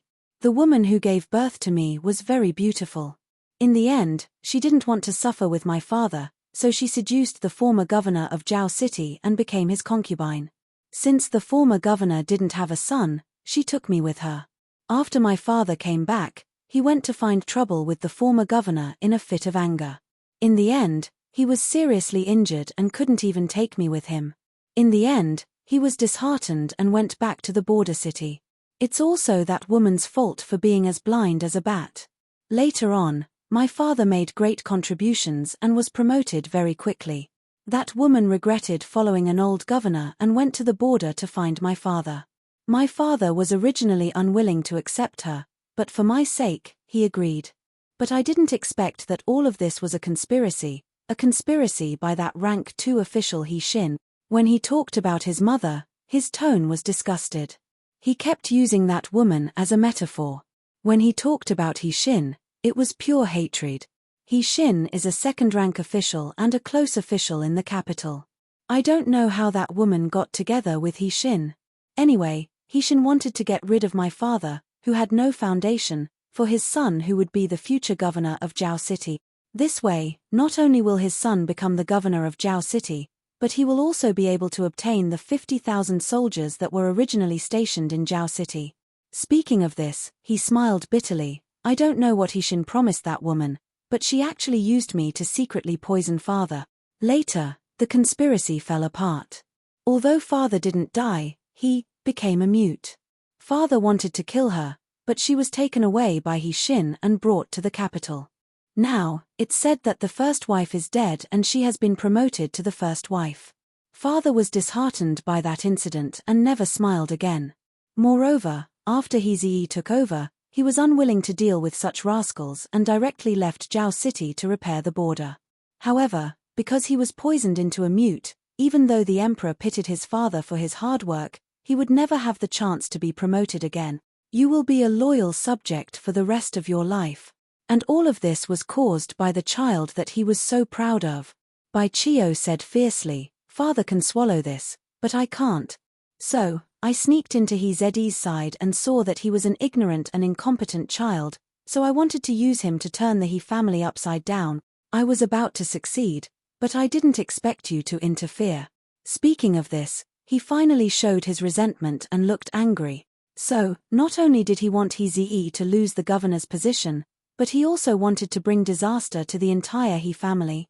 No, perhaps this wasn't the main point. His main point was probably that he hoped that Bai Ji could return to Jiao City and not have to work so hard in the border fortress. Gong Yimo touched her chin and said innocently, I didn't know. You wanted to catch me, so how can you blame me? If not? Bai Chio still stubbornly asked. Gong Yimo shrugged her shoulders. Forget it, she was a great person who didn't hold a grudge against a villain. This was because she knew Bai Chio's father, Bai Ji, in her previous life. In her previous life, his father helped her, but she didn't know that he had a child. No matter what, the matter here is finished. Father will send a new governor over soon. Shouldn't you go back? Bai Chio's face showed his reluctance. Why, you don't want to go back to your father? Bai Chio looked at her and said in a low voice after a while, I was young and inexperienced, so I begged father to forgive that woman. But later on, that woman used me to poison father. Even if father didn't say anything in the end and endured it, he wouldn't blame me, but he couldn't endure it. Moreover, he swore that if he couldn't make the He family pay the price and make his father return to Jiao City, he wouldn't go back. So, he was a homeless child. Gong Yimo thought of the 50,000 soldiers stationed outside Jiao City and stared at Bai Chio. Suddenly, she had an idea. Since that's the case, you can follow me. I just happen to lack a waiter. Of course, Bai Chio wouldn't agree. Dream on. So what if you're a princess? I, Bai Chio, will not be a woman's servant. Gong Yimo tilted her head. Did you forget something? Only you can kidnap women, but I can't kidnap men. What should I do? Your crime is not small. If Bai Ji knew that you harmed so many women in order to gain He Zeddy's trust, he would be very sad. As she spoke, she waved the gold medal in her hand. Moreover, father said that my status is equivalent to the crown prince. If you don't satisfy me, I can only vent my anger on your father. Your father is so pitiful. He couldn't get promoted because of a woman, and lost his position because of his own son. Are you threatening me? For the first time, Bai Chio hated a woman so much. Gong Yimo said frankly, yes, I'm threatening you. If you don't follow me, I can't guarantee what I will do when I see your father after we pass the checkpoint. The emperor won't allow you to do that. Gong Yimo said indifferently. Whatever. At most, he'll scold me. But it's hard to say if your father will be reinstated. Gong Yimo. Hey, I didn't expect you to know my name. Why me? Bai Chio asked in annoyance. Wasn't his disgust obvious enough? He still had so many things to do. Who knew if that He Zi would come back again? Gong Yimo touched her chin and smiled. You're good looking. Bai Chio, I'm going to scratch this face. Gong Yimo waved her hand. Don't worry. I've seen many beauties in the palace. Gong Dai is even better than you. I'm used to eating big fish and big meat. I won't be interested in a small vegetable porridge like you. Bai Chio, who knows if she wants to change her taste? Anyway, under Gong Yimo's strong request, Bai Chio finally became her waiter. Gong Yimo sent a letter to Gong Dai, asking him to ask father to send another trustworthy governor. Then, she listened to Bai Chio and temporarily appointed someone to take care of the affairs. Then, she continued with Bai Chio. Chapter 433. Gong Yimo did not intend to care about the matters in Jiao City. She had already given money to appease those women. Those who had families could go home, and those who did not could wait for the next governor to make arrangements. Anyway, she believed that as long as Gong Dai took this matter seriously, he would definitely do a good job. However, as long as it was something Gong Yimo said, which matter had Gong Dai not taken to heart? Bai Chio was a little unhappy along the way, especially when they were about to reach the garrison's boundary. In the past 10 years, the garrison and Jiao City had been completely separated. They did not interfere with each other. Now that he had accomplished nothing, he really did not want to go back. However, Gong Yimo did not care. She kept ordering him around. Anyway, he had done something bad, so she did not feel guilty at all when she ordered him around. At night, the two of them rested on the grass. Gong Yimo's standard of barbecuing was really quite low. She could not help but miss Gong Dai's cooking. Since she was young, Gong Dai's cooking was as if he was born to be good. It was especially to her taste. However, now that Gong Dai was not around, she could only put up with it. However, her expression was as if she had eaten poison, which seriously provoked Bai Chio. He could not wait to just leave. He really did not want to tolerate her. Seeing his ugly expression, Gong Yimo sighed. Bai Chio, your cooking is really amazing. She scratched her heart and lungs to think of an adjective that was not derogatory. At that moment, Bai Chio decided that he would definitely practice a superb cooking skill in the future to broaden this woman's horizon. After a while, Gong Yimo was bored and started ordering him around again. Although he had been gritting his teeth, he had never once disobeyed her. Therefore, Gong Yimo was even more energetic. If she wanted to drink water, he would go get it. If she wanted to rest, he would clean up and cook. However, if she could not sleep at night, it was too much to ask him to tell her a bedtime story. Bai Chio smashed the water bottle in his hand. He was not doing it. Gong Yimo did not look at him. She just looked at the sky and sighed faintly. What should I do? I can't sleep if I don't hear a bedtime story. If I can't sleep, I will be in a bad mood. I'm going to see Bai Ji tomorrow. Do you think I should vent my anger on him? Bai Chio stopped breathing deeply. His tall figure resolutely turned around and returned to the side of the fire again. What do you want to hear? His face was so dark that it could cure a child. But I to see your father. In fact, very few people knew that Bai Ji had a son. After all, he had lived with his mother for a long time when he was young. But no matter what, Bai Ji treated him well and had high hopes for him. Then be quiet, he said angrily. Gong Yimo slept beside the fire. She put her hand behind her head and looked at the stars in the sky. Okay, I'll shut up. You tell me. Bai Chio took a deep breath and racked his brains. In the end, he told her a story about a butcher and a wolf. The general idea was that the butcher went home at night and met a wolf. The butcher was afraid that the wolf would attack him, so he held the butcher's knife in his hand and threw the bones in his pole to the wolf, hoping that the wolf would eat the meat and leave quickly. The original ending of the story was that the wolf was not satisfied, so the butcher planned to kill the wolf. But Bai Chio did not know why. The ending of the story was, the butcher was fooled by the wolf's illusion that it was full. He kept the butcher's knife in his hand and was bitten to death by the wolf. Gong Yimo frowned.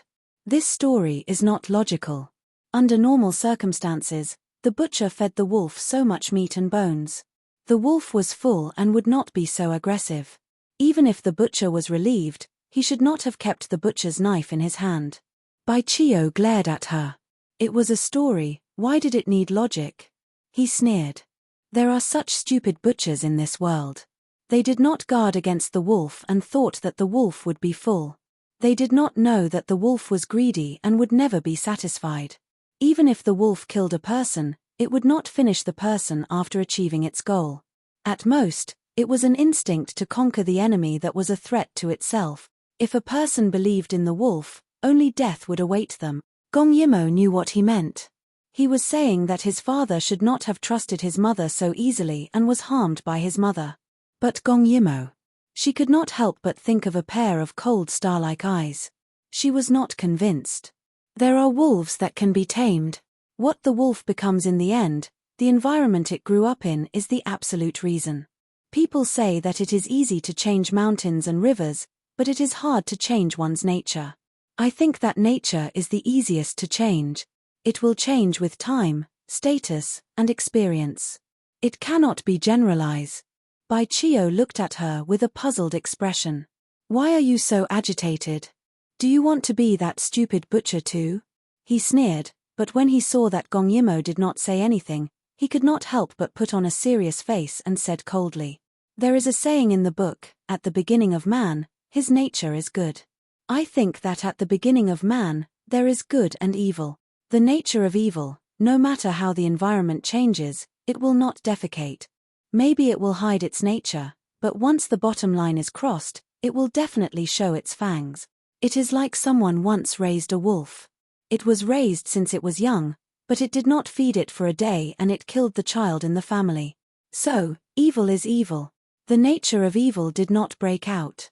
Maybe it is because it has not been forced to a dead end, or it has not gotten what it wants, so it pretends to be harmless. Nonsense. Gong Yimo was panting with anger. She thought of Gong Dai and felt that although Gong Dai was cold-blooded and cruel in her previous life, he was much better in this life. In her previous life, although he killed her, he would not do it in this life.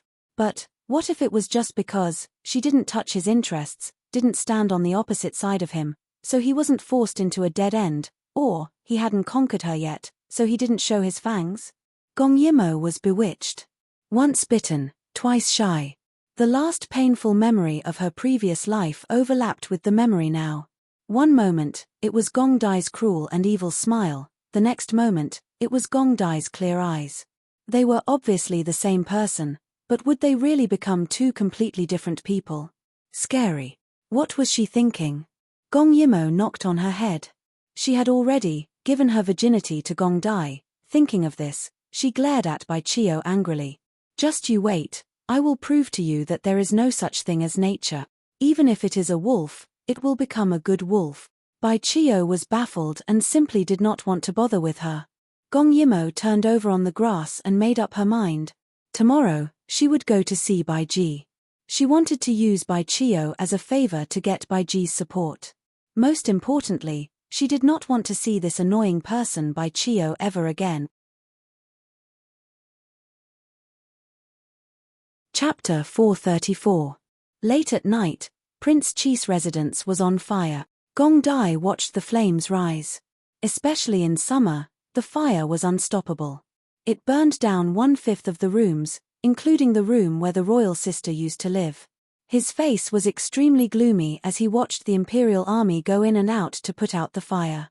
He stood at the edge of the fire, his face red and the depths of his eyes red. Your Highness.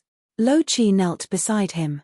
The person who set the fire was caught and killed himself with poison. At this moment, Luo Xiaoqi also knelt down. Reporting. Your Highness, many people have written to impeach you and urge the Emperor to take back your authority over the Imperial Army. Should we intercept them? Reporting, Your Highness. A spy has appeared in the Imperial Army camp and caused internal strife. Should we execute him on the spot? Reporting. Your Highness, the fire has been dug out. The fire won't spread any further. The fire was still raging. Even though they were kneeling there, they found it difficult to breathe, and their faces were burning. Gong Ju's expression remained unchanged. He listened to the reports one after another, and coldly said, Order everyone to come here and save this room. What about the other rooms? The prince's study was also on fire. Back then, in order to accompany the princess, the prince had deliberately moved to this corner and did not move away. The study was an important place. Did they not need to save it? Gong Dai closed his eyes to hide the hostility in them and said coldly, Let it burn. Lo Chi was nudged by Xiaoqi and stepped forward. Your Highness, putting out the fire is not the most important thing right now. There are still many people waiting for your orders. Gong Dai glanced at them. What did you just say? Everyone wanted to faint, but they had no choice but to grit their teeth and repeat it. Gong Dai's gaze moved away from the room where the royal sister used to live and fell on them. This prince knows the person who set the fire. There's no need to investigate. There's also no need to stop those who impeach this prince. Let them impeach. If possible, let our people impeach this prince as well. As for the imperial army, this prince has his own arrangements. There's no need to worry. Lo Chi did not understand why their own people were also impeaching the prince. But he did not ask. He only gnashed his teeth and said, Those impeachers usually received a lot of benefits from us, but now they changed side. Gong Dai was silent. This was within his expectations. After all, except for his trusted officials, he had only used money to rope in the court officials. Because he had sworn that he would not become emperor, then it would be fine if he did not clash with the crown prince. Once he broke off relations with the crown prince, would those people help the future emperor or a prince who had sworn not to become emperor? Anyone could tell the difference between the pros and cons, Your Highness. Since the crown prince is already bullying us, how should we fight back? According to the thoughts of the servants and the prince's usual style, he felt that if the prince made a move, the crown prince would definitely lose miserably. Unexpectedly, Gong Ju just shook his head. Wait a little longer. Wait for what? Someone asked subconsciously. Gong Dai watched as the fire gradually died down. His expression softened. Wait for the emperor's decision.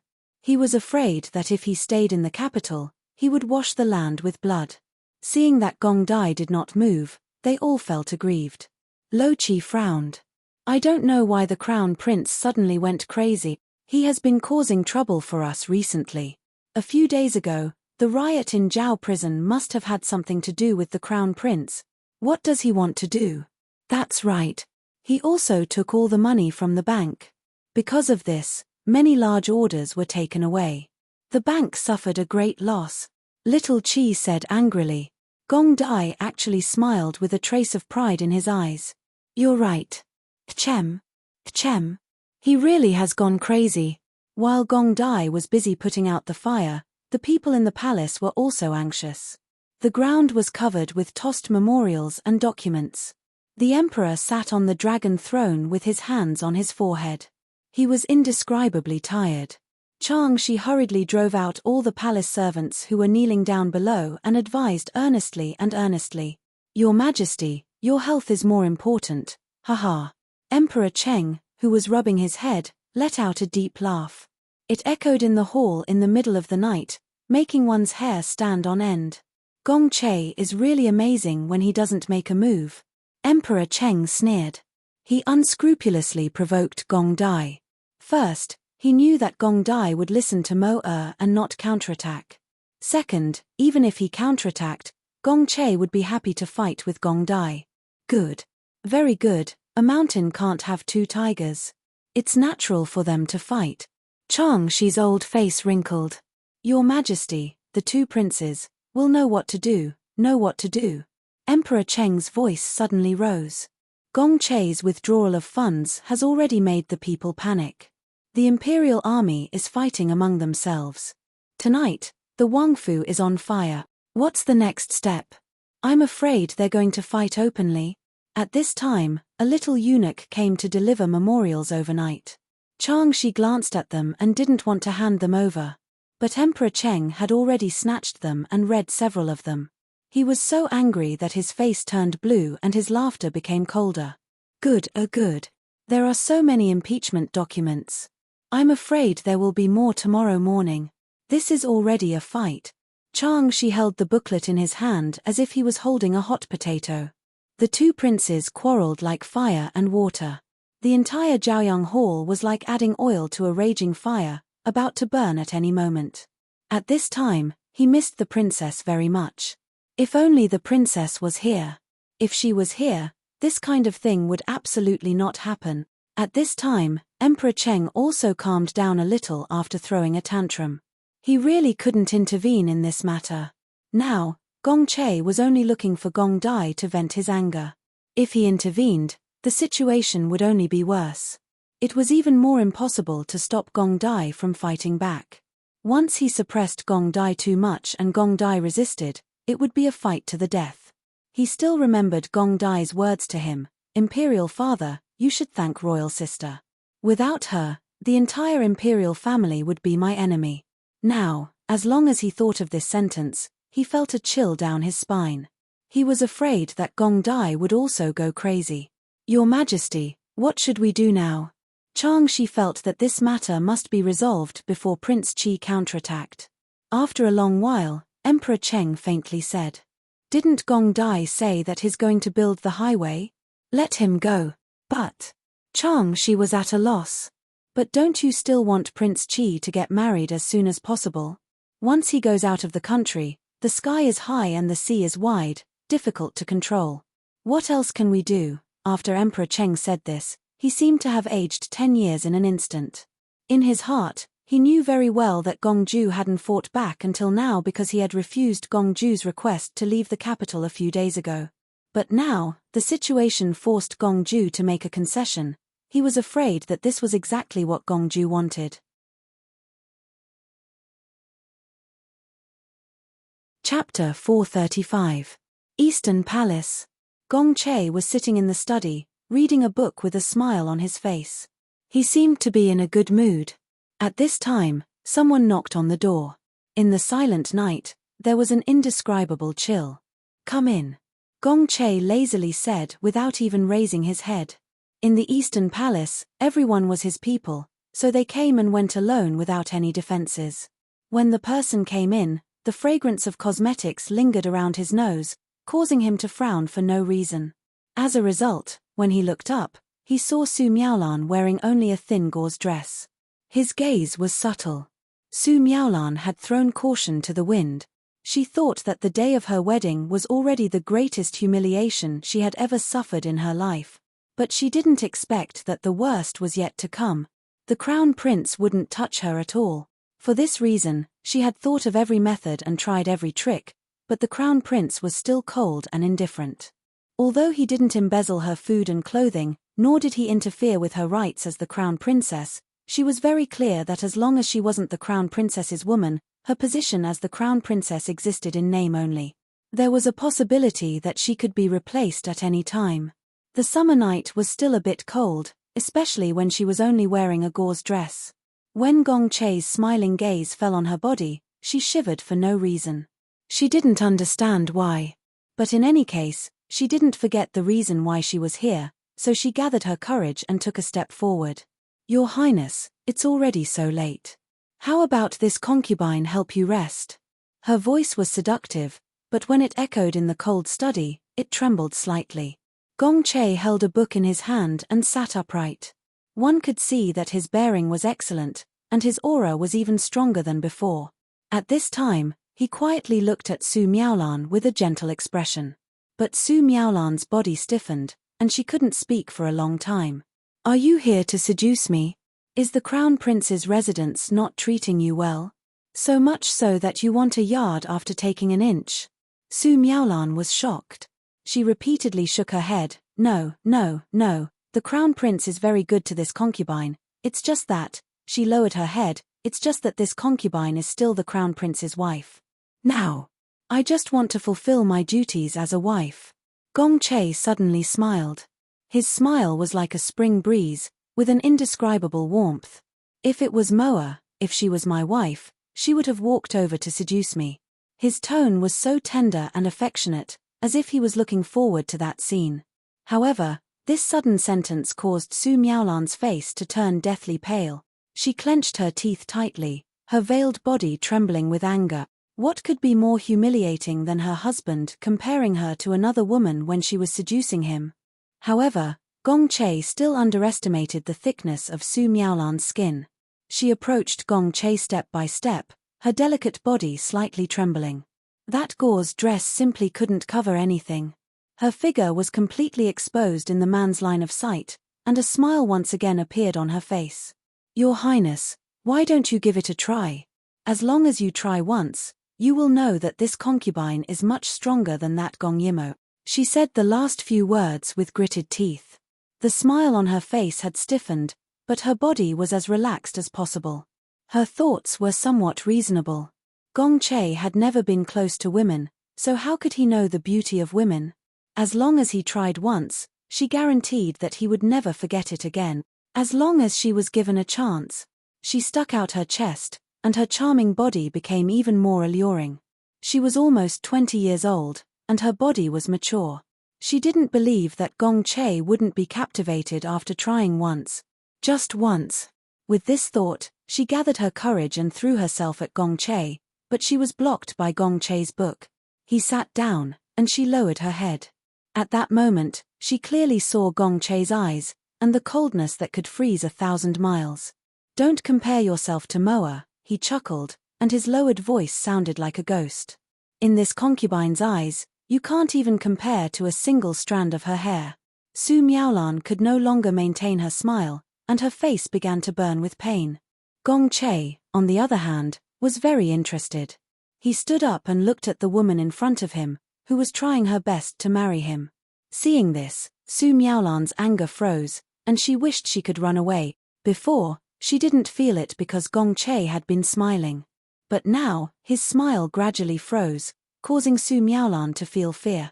The crown prince in front of her was no longer the gentle, jade-like crown prince. He was clearly fine before, but at this moment, his terrifying appearance on the day of the wedding appeared once again. Su Miaolan stood there, her voice seemingly frozen, and her body was drenched in cold sweat. Crown Prince. I am your wife. Her eyes were filled with tears, but her body kept retreating. He had treated her with courtesy after their marriage, but that didn't mean that she had the capital to take a mile after taking an inch. Gong Chei used the book to lift her chin, and carefully looked at her. What should I do? You and Moa don't look alike at all. Looking at you, this concubine has no desire. At that moment, Su Miaolan was so ashamed that she wanted to die. But before she could resist, Gong Chei's gaze gradually froze. An invisible murderous aura caused her to freeze like a frightened cat. This concubine told you before that if you wanted to marry this concubine would give you the honor of being the crown prince's concubine. But that's all. But his bloodthirsty gaze fell on Su Miaolan's exposed neck, and his deep voice seemed to come from the netherworld. But if you want to take a mile after taking an inch, this crown prince's residence can give you honor, but it can also make you die without a burial place. After saying this, Gong Chei walked away, not caring about Su Miaolan's life or death. He left for a long time before Su Miaolan finally dared to breathe heavily. She supported herself on the chair in front of her with both hands, and looked at the opened door with resentment. Her heart was filled with hatred. Why was Gong Yimo everywhere? Why did Gong Yimo want to harm her like this? If Gong Yimo didn't exist, the crown prince would absolutely not hate her so much. When she was young, a master had said that she had the fate of the phoenix. But all of this was destroyed by Gong Yimo. But hatred was hatred, resentment was resentment. Gong Chei's cold words just now still lingered in her ears, so she didn't dare to do anything. On Gong Yimo's side, the two of them were lying on a hillside, looking forward. Below the hillside, rows of soldiers were patrolling around, and the security was tight. But under the night sky, they didn't notice two people peeping on the hillside. Don't you feel that the atmosphere in the campsite is a bit strange? Gong Yimo asked softly. Bai Chio frowned and observed, it seems to be martial law. Thinking of this, he couldn't help but worry. Why was it martial law? Did something happen to father? Gong Yimo was a bit distressed. If only she could shrink, then she could quietly sneak in and take a look. At this moment, she suddenly exclaimed, "Oh no! What's wrong?" Bai Chio also became nervous. Gong Yimo said with a bit of a headache, "My pet seems to have been left behind by me in Jiao City."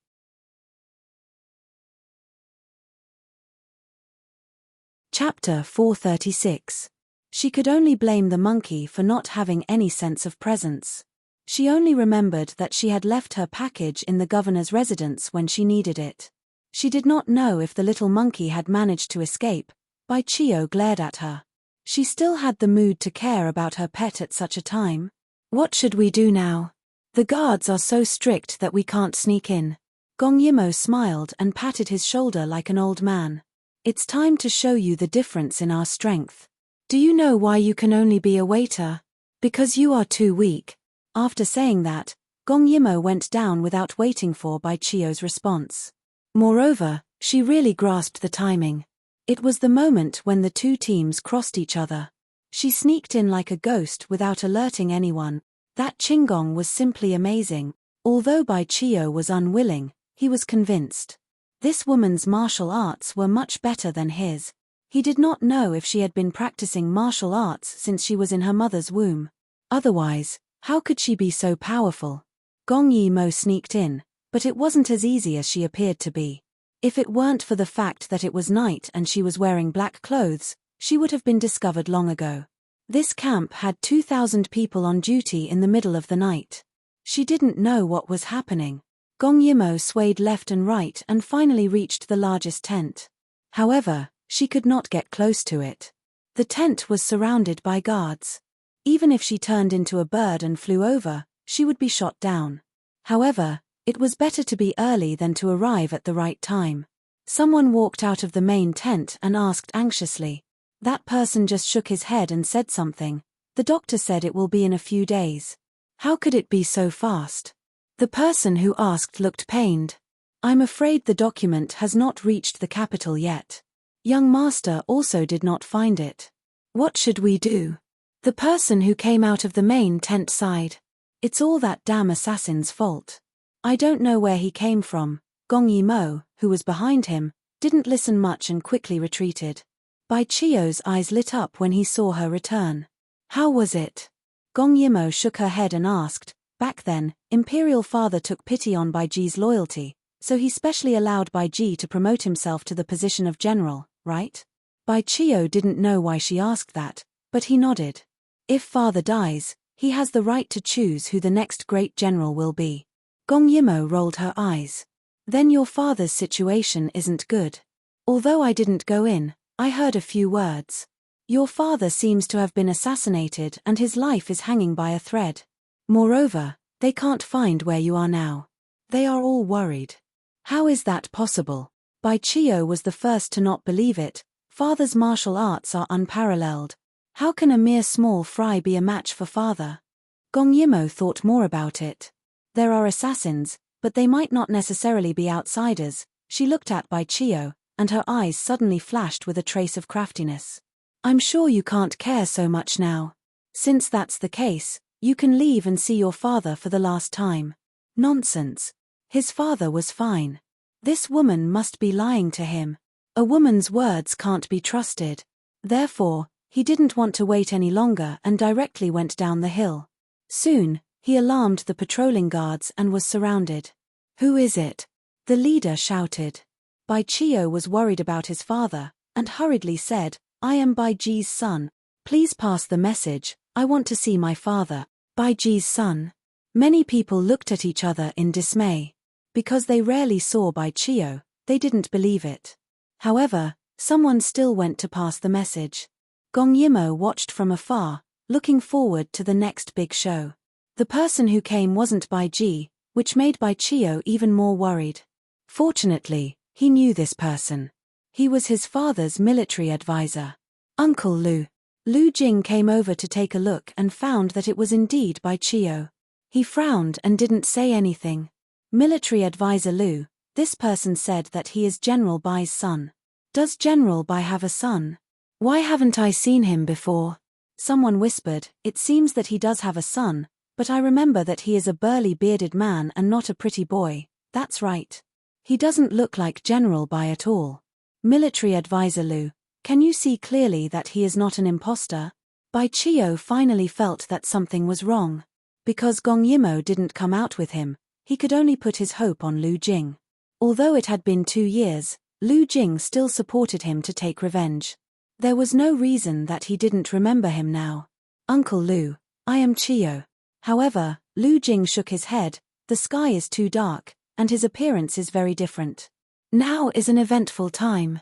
Take him into custody first and let the Deputy General identify him tomorrow. When he said that, Bai Chio was angry. Military advisor Lu, I just shaved my beard and you don't recognize me? You were the one who supported me to take revenge. Lu Jing was a middle-aged man with a white face. At this time, he frowned, I haven't seen Gongzi for 2 years. Who knows if you are an imposter or not? Take him into custody. Yes. Many people came to arrest Bai Chio. He originally wanted to resist, but the soldiers beside him were all trained by his father. He couldn't bear to do so. So be it. Tomorrow, when he sees the Deputy General Liu, he will see the situation. There was one more thing that he didn't say. Gong Yimo hadn't appeared yet. She obviously expected this scene and deliberately encouraged him to come out to be arrested. Damn it, she must be hiding in the dark to watch the show. He was right. Gong Yimo was watching the show. However, after Bai Chio was taken away, Lu Jing was still worried. He ordered the patrolling soldiers to search the surroundings, fearing that there were spies and accomplices. In his words, he didn't admit that Bai Chio was General Bai's son. Gong Yimo raised her eyebrows and gloated. Then, she got up and hid. The next morning, Bai Chio was awakened by water. When he saw the Deputy General Liu, his eyes lit up. Brother Liu, I am Chio. However, when he saw Liu Jin's cold eyes, Bai Chio's heart sank. Before seeing Liu Jin, he could still lie to himself that his father was fine, that he had only been assassinated. But now, after seeing Liu Jin, all his hopes had turned into wishful thinking. His father's subordinates had betrayed him. Could his father still be safe? Tell me, who are you? Why are you impersonating General Bai's son? What is your purpose? Bai Chio frowned and stared at him for a long time. Liu Jin, you pretended not to know me. You are quite good at it. To think that my father trusted you so much. I am Bai Ji's son. I guarantee it. If you have the guts, let me see my father. Liu Jin sneered, General Bai doesn't have a son. And you are just an imposter assassin. Chapter 437. Liu Jin. You're really heartless. Have you forgotten? If it wasn't for father, you would have been beaten to death by those thugs. Even when father saw how brave he was, he even took him in as his foster son. Bai Chio's face turned red. He wanted to make a move, but he was suppressed by others. Moreover, he noticed that there were many people in this camp who were secretly colluding with Liu Jin.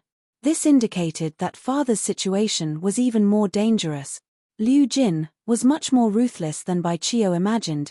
He looked at Bai Chio, who was unwilling to accept his fate, and laughed. This person pretended to be General Bai's son. His intentions are sinister. It's better to execute him directly. He said the word execute so easily, completely disregarding their childhood friendship. The subordinate asked, flogging or beheading? No. Liu Jin looked at Bai Chio condescendingly, cut his face, cut the tendons in his arms and legs, then throw him out to feed the wolf. Bai Chio looked up in shock. He didn't expect this person who always took care of him like a big brother would be so vicious. Liu Jin bent down and looked at him. He whispered, "Are you unwilling to accept this? Do you want to kill me very much? What a pity." Bai Ji was smart all his life, but he gave birth to such a stupid son. But it's okay. I will wipe away this stain for my foster father soon. Liu Jin, I will let you go even if I become a ghost. Just when someone handed a knife to Liu Jin slowly picked up a knife. His gaze stopped on Bai Chio's face as if he was thinking of where to start. At this moment, a person quickly ran in. Not good, Deputy General. Liu Jin hated the word deputy but still said in a deep voice, "What's the matter?" That person said loudly, "The princess is here." Bai Chio was slightly stunned. Only then did Liu Jin's look turn solemn. "Princess Jiu Guo?" "Yes." "Damn it." Liu Jin cursed, "How did she come so fast? Why didn't there any news from Zhao City?" That person was just about to say this. "There's news from Zhao City. It said that the idiot from He family was killed by the princess a few days ago." Liu Jin frowned. At this moment, he thought of something and suddenly questioned Bai Chio. "Wait, aren't you in Zhao City? You suddenly came back. Have you seen the princess?" "What princess?" "I don't know." Bai Chio sneered. "Why, are you scared now? What were you doing earlier? If you know what's good for you, then quickly release my father." Killing intent flashed in Liu Jin's eyes. He walked closer to Bai Chio. Suddenly, he bent down and slashed his face. "I'll deal with you later. Let's go." After Liu Jin left, Bai Chio covered his face with one hand. He was suddenly worried. No matter what, Gong Yimo was a woman. Even if she was strong in martial arts, she wouldn't be at a disadvantage when facing a ruthless person like Liu Jin, right? Thinking of this, he felt a little conflicted. He was afraid that he would implicate Gong Yimo. He could only say that he did not understand Gong Yimo at all. At this time, Gong Yimo was wearing a complicated palace dress and a jade ornament on her head. Just by sitting there, even if she did not do anything, she gave people a feeling of being honored. Even if she did not bring any attendants, no one would suspect that she was not a princess. When Liu Jin came in, he saw the princess sitting and drinking tea. An undercurrent flashed in his eyes as he respectfully walked in. Dragon City Camp's Liu Jin greets the princess. He kneeled on the ground and saluted. "I didn't know the princess was coming. Please forgive me for not coming out to greet you." Gong Yimo knocked on the lid of the bowl, making a crisp sound. She then looked down at the person at her feet. She did not call him to stand up and only said, "This princess is a little unhappy." Her voice was like a pearl. Just by listening to it, Liu Jin felt his blood rushing to his head. He could not help but raise his head and lowered his voice by 8 degrees. "What is the princess worried about? Tell me, this official is willing to solve the princess's worries." Gong Yimo said with grievance. "This princess's pet is missing. He disappeared in this place. This princess wants to find him." Liu Jin quickly said, "I don't know what the princess's pet looks like. This official will send someone to find him?" Gong Yimo tapped her lips with her jade finger and said, "His looks are passable. His brain is also normal. It's just that he is a little impulsive and a little conceited."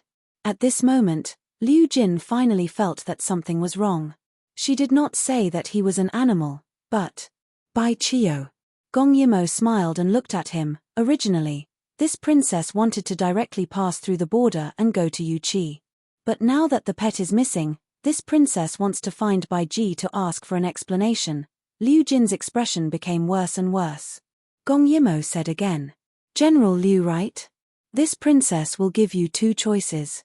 1. This princess wants to see Bai Ji. 2. This princess wants to get back her pet, Bai Qiu. As expected, her premonition came true. Liu Jin suddenly looked at Gong Yimou gloomily and stood up.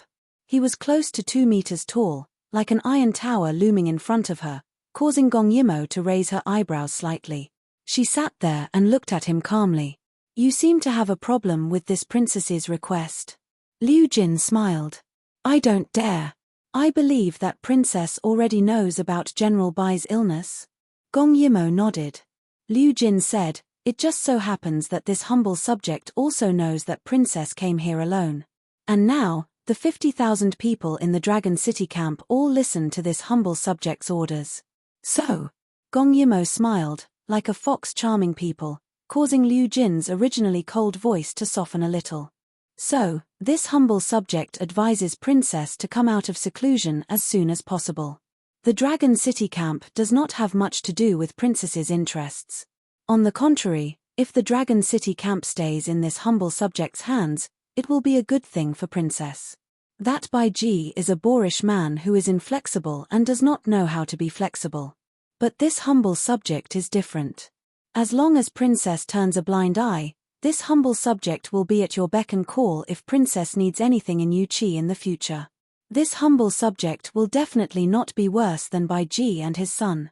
Gong Yimou narrowed her eyes slightly and said slowly, You are smart. He knew the real reason why she brought Bai Qiu along. Liu Jin smiled, this humble subject's brain is still good. But in this humble subject's opinion, princess is the real smart person. Regarding the pros and cons, I believe princess will make the right decision, right? Gong Yimou thought for a while. Your proposal is very tempting. Speaking of which, this princess does not care who is in charge of the Dragon City camp, but you must return Bai Qiu to this princess. Why? Liu Jin frowned, somewhat puzzled. Gong Yimou blinked and said somewhat embarrassedly, Bai Qiu is young and handsome. After this princess has him, this is the time when I want to have him. I can leave this place, but this princess really can't leave Bai Qiu. Liu Jin saw her yearning look and his Adam's apple moved. This humble subject is not worse than Bai Qiu, princess. Gong Yimou shook her head and said faintly, if you want to mind your own business, this is the bottom line.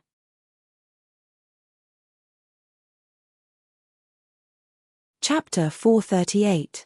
Her unyielding attitude made Liu Jin ponder deeply. He thought, was this princess really blinded by lust, or was she just stalling for time? She wanted to save Bai Qiu. But it didn't make sense, according to the time, even if she and Bai Qiu knew each other, it was only a few days. It was impossible for them to have deep feelings for each other. She wouldn't risk her life for someone she only knew for a few days. This was not in line with her interests, so he still believed that this princess really liked Bai Qiu and treated him as a boy toy. She even wanted to bring him to Yuqi and enjoy him along the way. But he couldn't agree to it. He said regretfully, Princess, you're late. Last night, this subject caught him. To prevent people from being unsettled, this subject has already disfigured his face. I'm afraid that princess will lose your appetite if you see it. Gong Yimou suddenly became furious. What do you mean? Bai Qiu is the man that this consort has been doting on recently. You actually dare to disfigure his face. She really played the role of a lecherous princess so well that Liu Jin believed her a little more. Princess, there are many handsome men. Even if you don't like this subject, you can still find one in the camp. There will definitely be someone who looks better than Bai Qiu. But it was a pity that she didn't like him. But he was still very interested in her body. Gong Yimou pouted, it's fine. This consort has medicine in her hands. Bring this consort to see how it's ruined. Liu Jin saw that she still didn't relent and frowned. He's just a boy toy. His face is already gone. Why is Princess still thinking about him? Gong Yimo rolled her eyes and glanced at him. What do you know? Do I need to tell you about the beauty of it? Liu Jin's body went limp from her gaze. Gong Yimo shouted, quickly bring me there. He thought for a while and agreed. Anyway, there were more than 50,000 people in this camp. So what if she was the princess? She came to his territory alone. Was he afraid that she would overturn the heavens? Thus, the group of people went down to the dungeon. As expected, Gong Yimo saw Bai Chio, whose face was covered in blood. She sighed in her heart. In her previous life, Bai Ji helped her a lot, so she still had the heart to take care of this Bai Chio. Although she didn't agree with his character and behavior, she turned a blind eye to it because of her relationship with Bai Ji. She didn't expect that he was really disfigured. She didn't know if Yurong powder was effective on his injury. As soon as he saw Bai Chio, he was still in shock as to why Gong Yimo would appear here. Gong Yimo let out a delicate shout. Didn't I tell you to go hunting? Why did you come here? It seems that this consort needs to properly teach you what it means to be a boy toy. Boy toy. Bai Chio's entire body stiffened. The way he looked at Gong Yimo was like he was about to spit fire. However, he wasn't stupid enough to expose him at this time. He lowered his head and said, I'm sorry, Princess. Liu Jin watched from the side and suddenly laughed. Bai Chio, I didn't expect that you would have such a day. Didn't you look down on women the most? Now you are actually a gigolo. When Bai Chio heard this, he clenched his fists tightly and forcefully suppressed his temper. Gong Yimo wasn't happy. What does General Liu mean? Are you looking down on this consort? I don't dare to. It's just that since this fellow is already disfigured, why don't Princess abandon him and pick another one? Gong Yimo snorted, I don't care. As long as he can be used, it's fine. As for the face, she frowned, it's the same even if the lights are off. Quickly bring him out. This consort has something to say to him. Liu Jin saw that Gong Yimo was determined to bring Bai Chio away and was somewhat hesitant. Gong Yimo slightly raised her eyebrows and said at the right time, why? This camp is filled with General's people. Could it be that General is afraid that a weak woman like me or a boy toy can do something? Why would I? Liu Jin recalled that this princess was said to know some martial arts. He gave up on the idea of falling out in the prison and said with a smile, since Princess wants him, then bring him away. Princess, please rest for a while. This humble official will go and prepare a banquet to entertain Princess. Gong Yimo arrogantly nodded, sure. Just like this, Bai Chio was directly sent to Gong Yimo's tent after being cleaned up. However, his face was still bleeding and the wound was very deep. She was afraid that the jade countenance powder wouldn't work.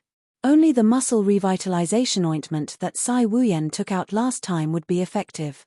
However, as a man, he could endure a face full of beard in the past. Now that he only had a scar, it wasn't a big deal. She hooked her finger at him, come and sit down. Bai Chio wasn't willing to get close to her but he still sat down after hearing her words. Gong Yimo then took out the ointment and gauze to bandage him. When Gong Yimo's fingertips touched Bai Chio's face, he frowned in disgust. He hated being touched by all women since he was young. However, because Gong Yimo was very close to him, she lowered her voice and spoke. The people outside definitely couldn't hear it. Just now, I saw that Liu Jin was temporarily in charge of the army. Because this was an order given by Bai Ji after he was injured, no one dared to go against it. However, after this order was given, Bai Ji was hidden by Liu Jin. Right now, we don't know if he's alive or dead. Bai Chio heard her words, father has many loyal subordinates. It's impossible for all of them to betray him. Gong Yimo lowered her eyelids and tended to his wound, there are those people. However, this morning, I saw that Liu Jin sent those loyal to Bai Ji to patrol the border. In other words, the Dragon City camp is now his people. That's why I came in. Her words made Bai Chio's heart move. He glanced at Gong Yimo who was so close to him.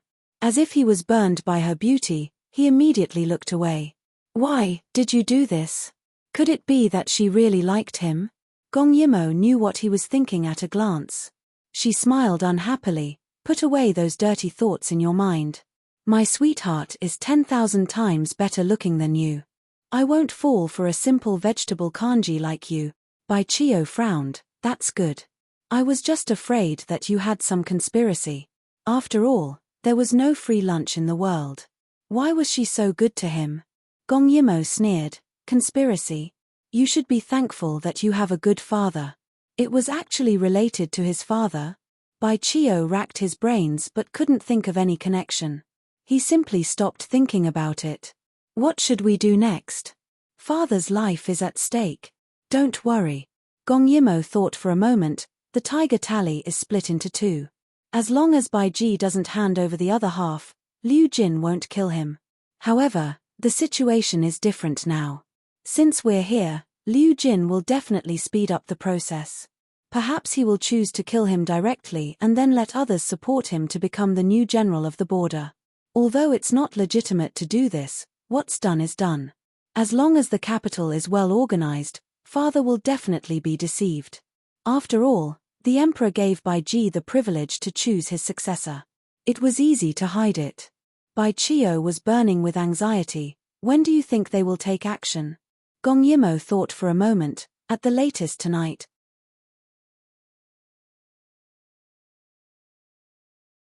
Chapter 439. It was a dark and windy night. Your Highness, why do you want to hand over the control of the imperial army? Won't the crown prince be like a tiger that has grown wings? Lo Chi asked in confusion. On horseback, Gong Ju leisurely trotted along. Because I don't need it anymore. Don't need it. Lo Chi was even more confused. Who would complain about having too many subordinates? He looked at the 3,000 people behind him. These people were willing to follow Gong Dai from the imperial army. In other words, they would become Gong Dai's private army and were all loyal. If they could leave with Gong Dai, they probably didn't have any relatives to worry about. They left the city in the middle of the night under the emperor's order to build the national highway. However, once they were out of the city, Gong Dai reined in his horse and said to Lo Chi, "You take your men and leave first. I still have things to do." Luo Chi didn't dare to ask about Gong Ju's whereabouts. He received the order and left first. Gong Ju only selected 50 people to stay behind, then turned around and went to another road. Gong Che kept pushing him. Although it was exactly what he wanted, he had already achieved his goal. Before leaving, how could he not return the favor? Gong Dai sneered with a bloodthirsty look in his eyes. Gong Che also knew that Gong Dai wouldn't let him go. When he thought of Gong Dai leaving in the middle of the night, Gong Che wasn't happy at all. Instead, he was angry. It was like punching cotton, but he couldn't go against the emperor's will. Gong Che's jade-like fingers moved around the map. This map was the distribution map of the capital. Gong Che's family was big and many of his strongholds were in the capital. Gong Dai would definitely make him suffer a great loss. Therefore, he hesitated between the Dragon Tiger Gorge and the 100 Cities barracks. Dragon Tiger Gorge was where Gong Che's own fleet was docked. It was very safe. There were mountains on two sides, water on one side, and only one way out. If Gong Dai went there, he would be like a turtle in a jar. He might even be able to kill him. Gong Dai's military power was handed over to one of his subordinates. Gong Dai was very familiar with this place, and it would be easy for him to play tricks there. These two places were very far apart, and Gong Dai had few subordinates. It was impossible for him to go to both places. So, which place would he choose? No matter what, it was easier to attack the 100 Cities barracks, and there was no risk. However, Gong Dai might take risks. Gong Che reclined in his chair and let go of his thoughts. Suddenly, there was a sudden clap of thunder. It was raining again. Under the drizzle, Gong Dai and his group galloped towards a certain place. His goal had never changed. Little Seven followed him. He knew that the prince was definitely going to find trouble with the crown prince. However, they only had so many people. Could they succeed? With so many people, it was not enough to go to the 100 Cities barracks. However, it was enough to go to Dragon Tiger Gorge. Gong Dai closed his eyes and allowed the rain to wet his hair and clothes. However, he could smell the scent of freedom. Gong Che also opened his eyes and quickly ordered people to go out, His subordinate, Mu Yu, carefully asked, "Your Highness, where are we going?" Gong Che said without turning his head, "Gather the entire army. We are going to Dragon Tiger Gorge." He did not have any plans to split up the army because he wanted to directly kill Gong Dai. He predicted that Gong Dai would definitely go to Dragon Tiger Gorge. That place was dangerous, but there was no defense. Gong Dai would definitely go there. The night was pitch black. Under the illumination of the palace lanterns, the raindrops formed a line. Even though it was summer, people could still feel the chill. Gong Che's entire army was mobilized. The momentum was definitely not small. When Gong Cheng heard the report, he sneered. If either Gong Che or Gong Dai died, perhaps it would be a good thing. In any case, if he interfered, the situation would become even more out of control. However, although he said that he was cold-blooded, in fact, he was so worried that he could not sleep at all.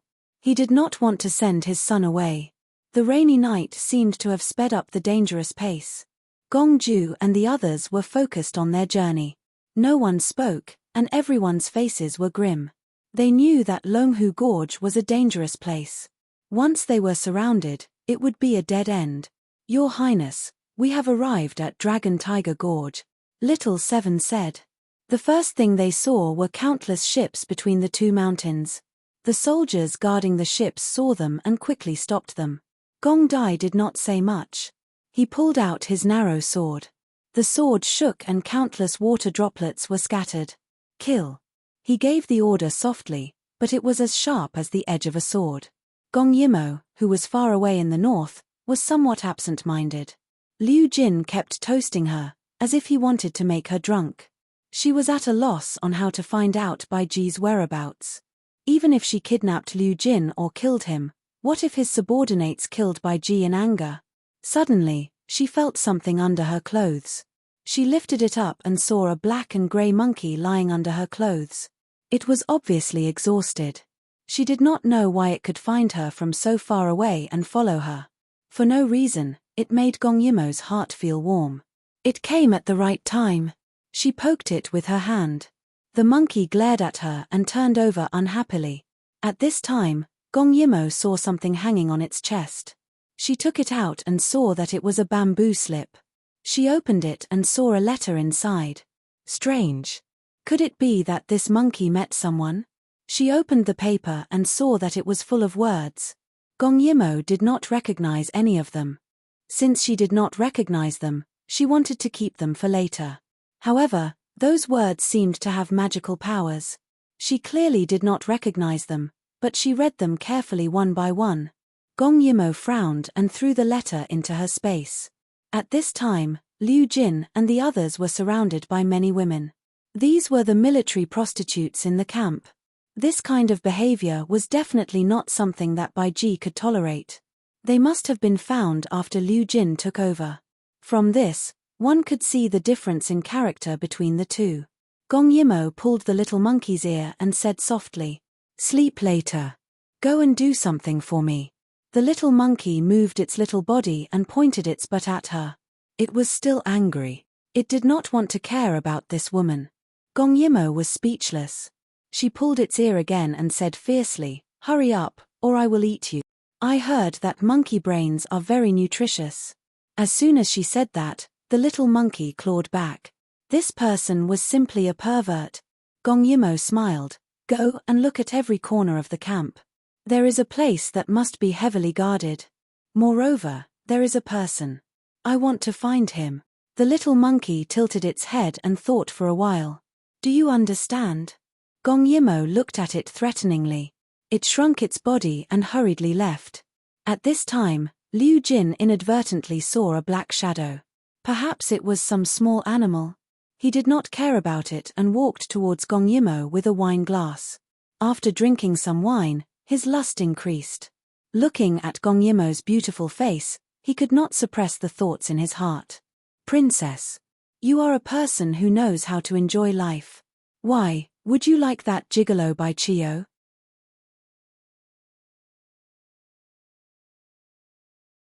Chapter 440. At this time, Bai Chio came in with wine. He walked to Gong Yimo's side, but was stopped by Gong Yimo. She smiled. Your face is a bit pale, but it's useful. Do you have a problem with it? Liu Jin's body went limp from being stared at by that pair of beautiful eyes. He nodded repeatedly. No problem, no problem. Look at this subject, I'm also very useful. As he spoke, he was extremely daring and actually reached out his hand towards Gong Yimo. Gong Yimo stepped back and then pulled Bai Chio to block his hand. In the next second, Bai Chio actually sat in Gong Yimo's arms. The wine pot in his hand was also snatched away by Gong Yimo. This position made him feel so ashamed that he wanted to die. However, he endured it in front of Liu Jin. He wanted to see what Gong Yimo meant by this. Liu Jin was a bit resentful when his hand was blocked. He secretly glared at Bai Chio and said coldly, "Poor General Bai, you have a heroic reputation, but your son is actually a gigolo. Don't you think it's funny?" The people in the tent were very cooperative. The people who were loyal to Bai Ji were all transferred out, so Liu Jin had no scruples. The words he said made Bai Chio want to pull out his sword and kill him. "Don't move." Feeling Bai Chio's body suddenly tense, Gong Yimo warned in a low voice. Bai Chio was uncomfortable, and she also felt uncomfortable hugging him. If Gong Dai found out? Her body trembled and she didn't dare to think about it anymore. "General Liu, you're scaring the lovely person in Ben Gong's arms." Gong Yimo grabbed Bai Chio to calm him down, then looked up at Liu Jin and said in a cold voice. He wanted to cooperate, but what was the meaning of stepping on her people? Liu Jin heard her dissatisfaction and immediately smiled.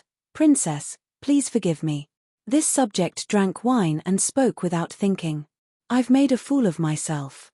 Gong Yimo lowered her eyelids. "If there's nothing else, then leave. Don't hinder Ben Gong from flirting with Bai Chio." Flirting. Bai Chio had goosebumps all over his body, but Gong Yimo's hand held him tightly, preventing him from ruining things. Liu Jin was stunned. He felt that perhaps he was really making a mountain out of a molehill. This princess was obviously a pervert with some tricks and brains. There was really nothing to be wary of.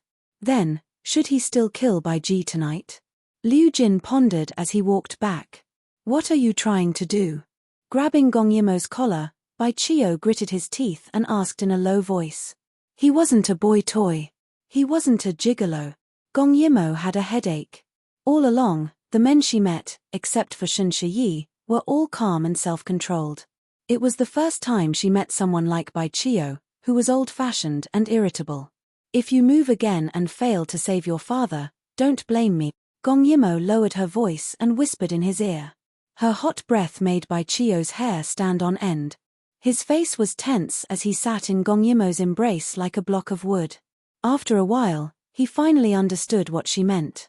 Do you have a way?" His voice lowered by an octave. Who told him to ask for help? Gong Yimo was satisfied. "You'll know in a while. Now, drink." As she spoke, she poured the wine that Bai Chio brought in earlier into his mouth. She created the illusion that she was really flirting with a boy toy. The more ridiculous she acted, the more relaxed Liu Jin became. So Gong Yimo simply took revenge by pouring wine down his throat. Because she poured it down too quickly, the wine fell from the corner of his mouth, giving off a lewd feeling. Bai Chio was being hugged by Gong Yimo. His face was flushed with shame and anger. His thick eyebrows were knitted into a dead knot. But his eyes were half closed and for a moment, his eyes were glittering. At such a close distance, Gong Yimo looked at his side profile and felt a sense of amazement. Many people looked over and secretly swallowed their saliva. Although Bai Chio was sitting in Gong Yimo's embrace, he did not feel out of place. Because the way Gong Yimo poured wine down his throat was really overbearing and charming, it made people want to drag Bai Chio away and replace him with their own bodies. They suddenly realized that if the other party was Gong Yimo, being a boy toy did not seem so unacceptable. Thinking about it, their breathing quickened. Because of the wine, their bodies were already hot and the scene in front of them made their blood boil. What about Bai Chio?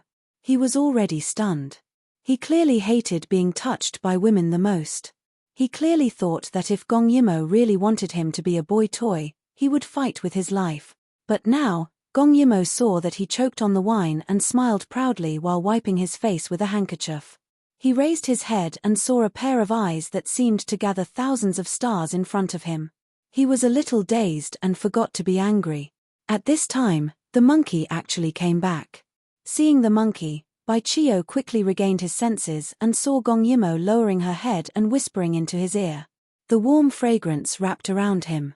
What he did not know was that this was the smell that the current Prince Chi was obsessed with. Do you understand? Baichio felt that she stuffed something into his hand and nodded after a long time. Then, he saw Gong Yimo kissing him in public. According to the plan, he should have splashed the wine on the table at her, but seeing her smiling red lips, that bright color, made his heart beat faster and faster. He even hoped that she would kiss him like this. But Gong Yimo saw that he was in a daze and fiercely pinched him. Baichio hurriedly grabbed the wine on the table and poured it on her face. Then, his eyes became watery and he gasped for breath. It seemed that he had experienced an incomparable struggle. He originally wanted to say something to express his anger, but the next second, he was shocked by the shocking beauty in front of him and could not say a word. The wine flowed down her sparkling face and wet her hair and long eyelashes. She began to close her eyes and let the wine drip down. Then, she suddenly opened her eyes. At that moment, her beauty had an impact. It almost made him suffocate. The so-called pear blossom with spring rain. In the past, Baichio did not understand what a stunning beauty was. Why would a woman be called an enchantress that could bring disaster to a country? Why would someone spend a lot of money for a woman's smile? He did not understand in the past and even scoffed at it. But now, he understood. He looked on helplessly as the pair of smiling eyes turned vicious. She slapped Baichio. Bastard. Just because I think highly of you, you can go against me. Gong Yimo pushed him away. Baichio covered his face and left her embrace. So it was this kind of cold feeling.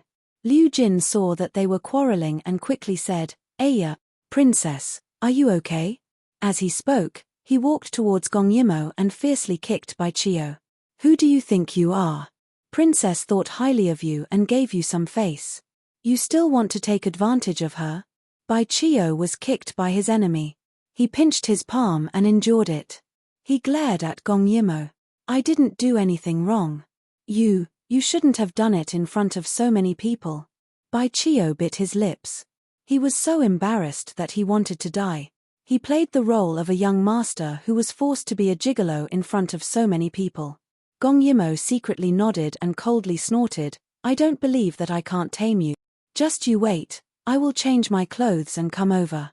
At that time, I want you to please me in front of so many people. You better prepare."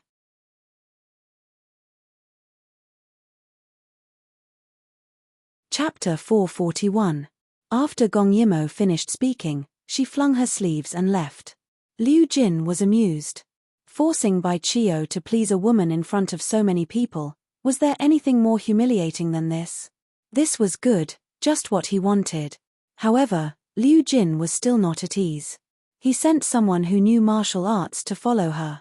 Since Baichio was still here, he was not worried about Gong Yimo causing trouble.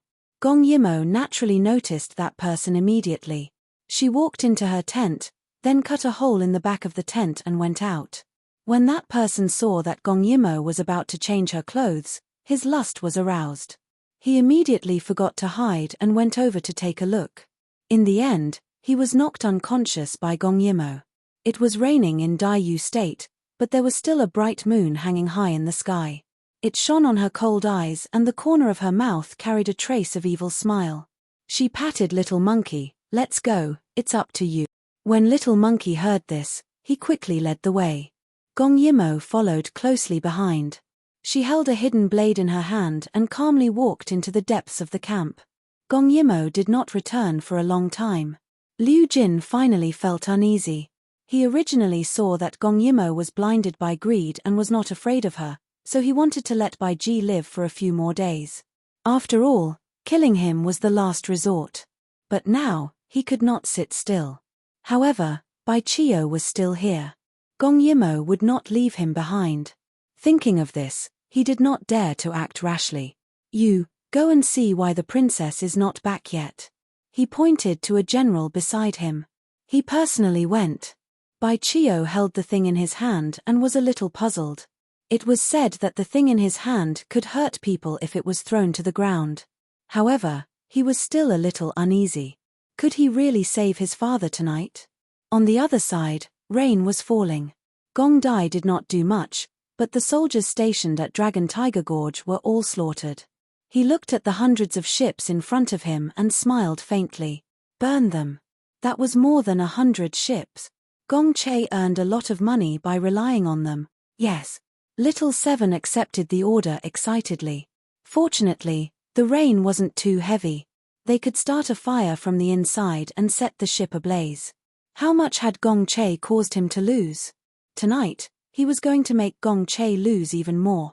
These ships were a major pillar of Gong Che's economy. If they were burned, how long would Gong Che be able to keep his peace? After setting the fire, the continuous flames reflected the continuous rain.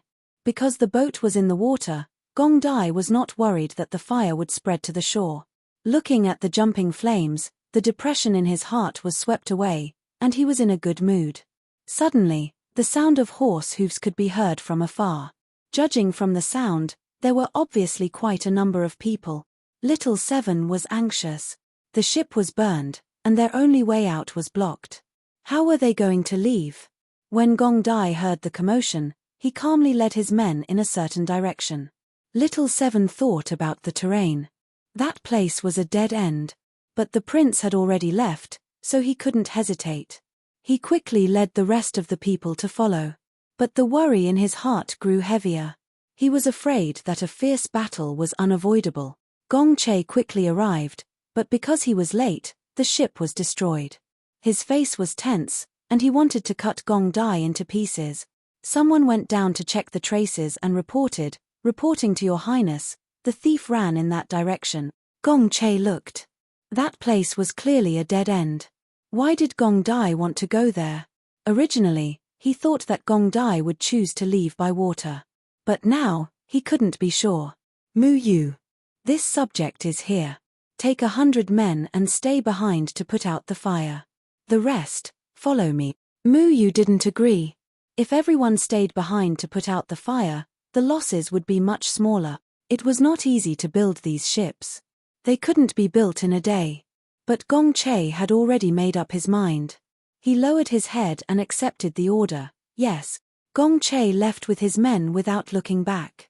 Naturally, he was also very clear that without these ships, his losses would be great. He also knew that if everyone stayed behind now, they would definitely be able to save these ships. But what they didn't know was that Gong Ju was his only goal.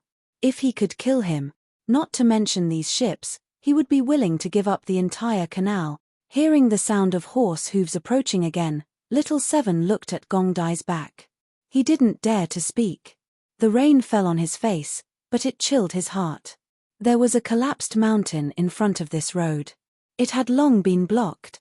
They couldn't pass at all. And behind them, there were more pursuers. From the number of pursuers, they knew that there were many of them. They were afraid that they wouldn't even be enough to fill the gaps between their teeth. But Gong Dai kept looking forward. At this time, he was soaked, but his eyes were shockingly bright. He seemed to be eager to try. Lightning flashed in the sky from time to time, making people panic. If it wasn't for Gong Dai's strict management of the army and their blind trust in Gong Dai, they wouldn't want to take this road that was full of death. Gong Yimo had succeeded. There were corpses all over the ground. She carried the unconscious Bai Ji out of the place where he was imprisoned. Gong Yimo quickly escaped, not daring to delay for even a moment. The monkey was squatting on her other shoulder. Gong Yimo was still very friendly towards this kind of godly assistance. This was the deepest part of the camp. Liu Jin hid well, but the little monkey was smart and petite. It was also very fast. No one was on guard against it. But Bai Ji was still quite heavy. Gong Yimo weighed him and continued forward. There's an assassin. This shout was like a raging inferno, causing everyone to walk out. And from afar, Liu Jin heard the voice and was shocked. He never expected that someone would risk their life for a stranger. One person against 10,000 soldiers. He looked at Bai Chio gloomily and reached out to grab him. Without Bai Ji, This person could also be used as a hostage. At this critical moment, Bai Chio threw the thing in his hand to the ground. In an instant, a loud explosion made everyone in the tent look down. But they realized that although this thing looked scary, it didn't have any killing power. But when they came back to their senses, Bai Chio was nowhere to be seen. At this critical moment, Bai Chio ran away. Liu Jin couldn't care less. Bai Ji was more important. How hateful. When he saw Gong Yimo tolerating Bai Chio, he thought that she really liked him. He didn't expect that she deliberately created an illusion. She used Bai Chio to deceive them and turned around to save Bai Ji. Really? How hateful. The whole camp was mobilized.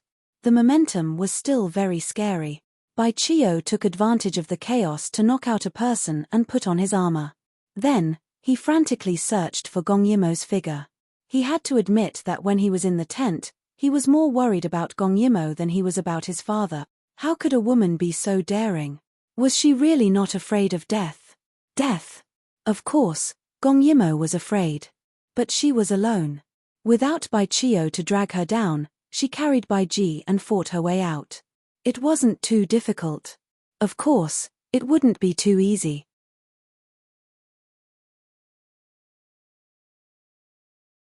Chapter 442. These soldiers were only temporarily deceived. She did not want to kill them all, so she was in a difficult position. Moreover, she specifically chose to attack their wrists to make them lose their ability to fight, which greatly increased the difficulty of escaping. Really, aggrieved. Liu Jin chased after her and shouted, "Don't let the assassin take General Bai away." With his order, everyone thought that Gong Yimo was plotting against Bai Ji, and they were all indebted to Bai Ji, so they were even more ruthless. Gong Yimo had no choice but to be more ruthless. When she really had to kill someone, she would definitely not be lenient. How could she be the opponent of so many people by herself, so she fought while retreating. Fortunately, those people were afraid of Bai Ji in her hands, so they were a little hesitant. Seeing that Gong Yimo was really going to escape, Liu Jin could not care so much anymore and shouted, "Quickly kill her. General Bai is not moving, obviously he has been killed by her. Don't let her take General Bai's body away. That will be the disgrace of our Dragon City camp." When those soldiers heard, Gong Yimo actually killed General Bai, their eyes turned red, and Gong Yimo was surrounded by enemies, so she did not have time to explain. After all, Bai Ji was really unconscious. Flesh and blood splattered, she saw that Bai Chio actually ran over. Was he trying to help or cause more trouble? In this crisis, she threw Bai Ji on him, and blocked all the blades by herself. "Take him away. I will cover the rear." But Bai Chio held his father, hesitating. "Get lost." Gong Yimo was anxious, she only had time to reply with a word. Bai Chio's eyes turned red, and he really retreated with Bai Ji. With one less person on her back, even if there were thousands of soldiers and horses in front of her, she was not afraid at all. Wasn't it just covering 2 people? It's been a long time since I exercised my muscles. Gong Yimo twisted her neck. "Come. Kill her." "What should we do, Prince? It's a dead end in front." Little Seven looked behind him nervously. The so-called iron horses and golden spears were nothing more than this. Even the thunder could not suppress the sound of the horses' hoof. Wave after wave, it was as if they were trampling on their heart. Gong Dai calmly stared at the mountain in front of him, and a 3-dimensional image immediately appeared in his mind. Although he had never tried this before, he had never forgotten what the royal sister had taught him. "Prince!" Little Seven shouted anxiously. In the next second, Gong Dai flew up and did something that they couldn't understand. Boom! Even the earth seemed to be trembling.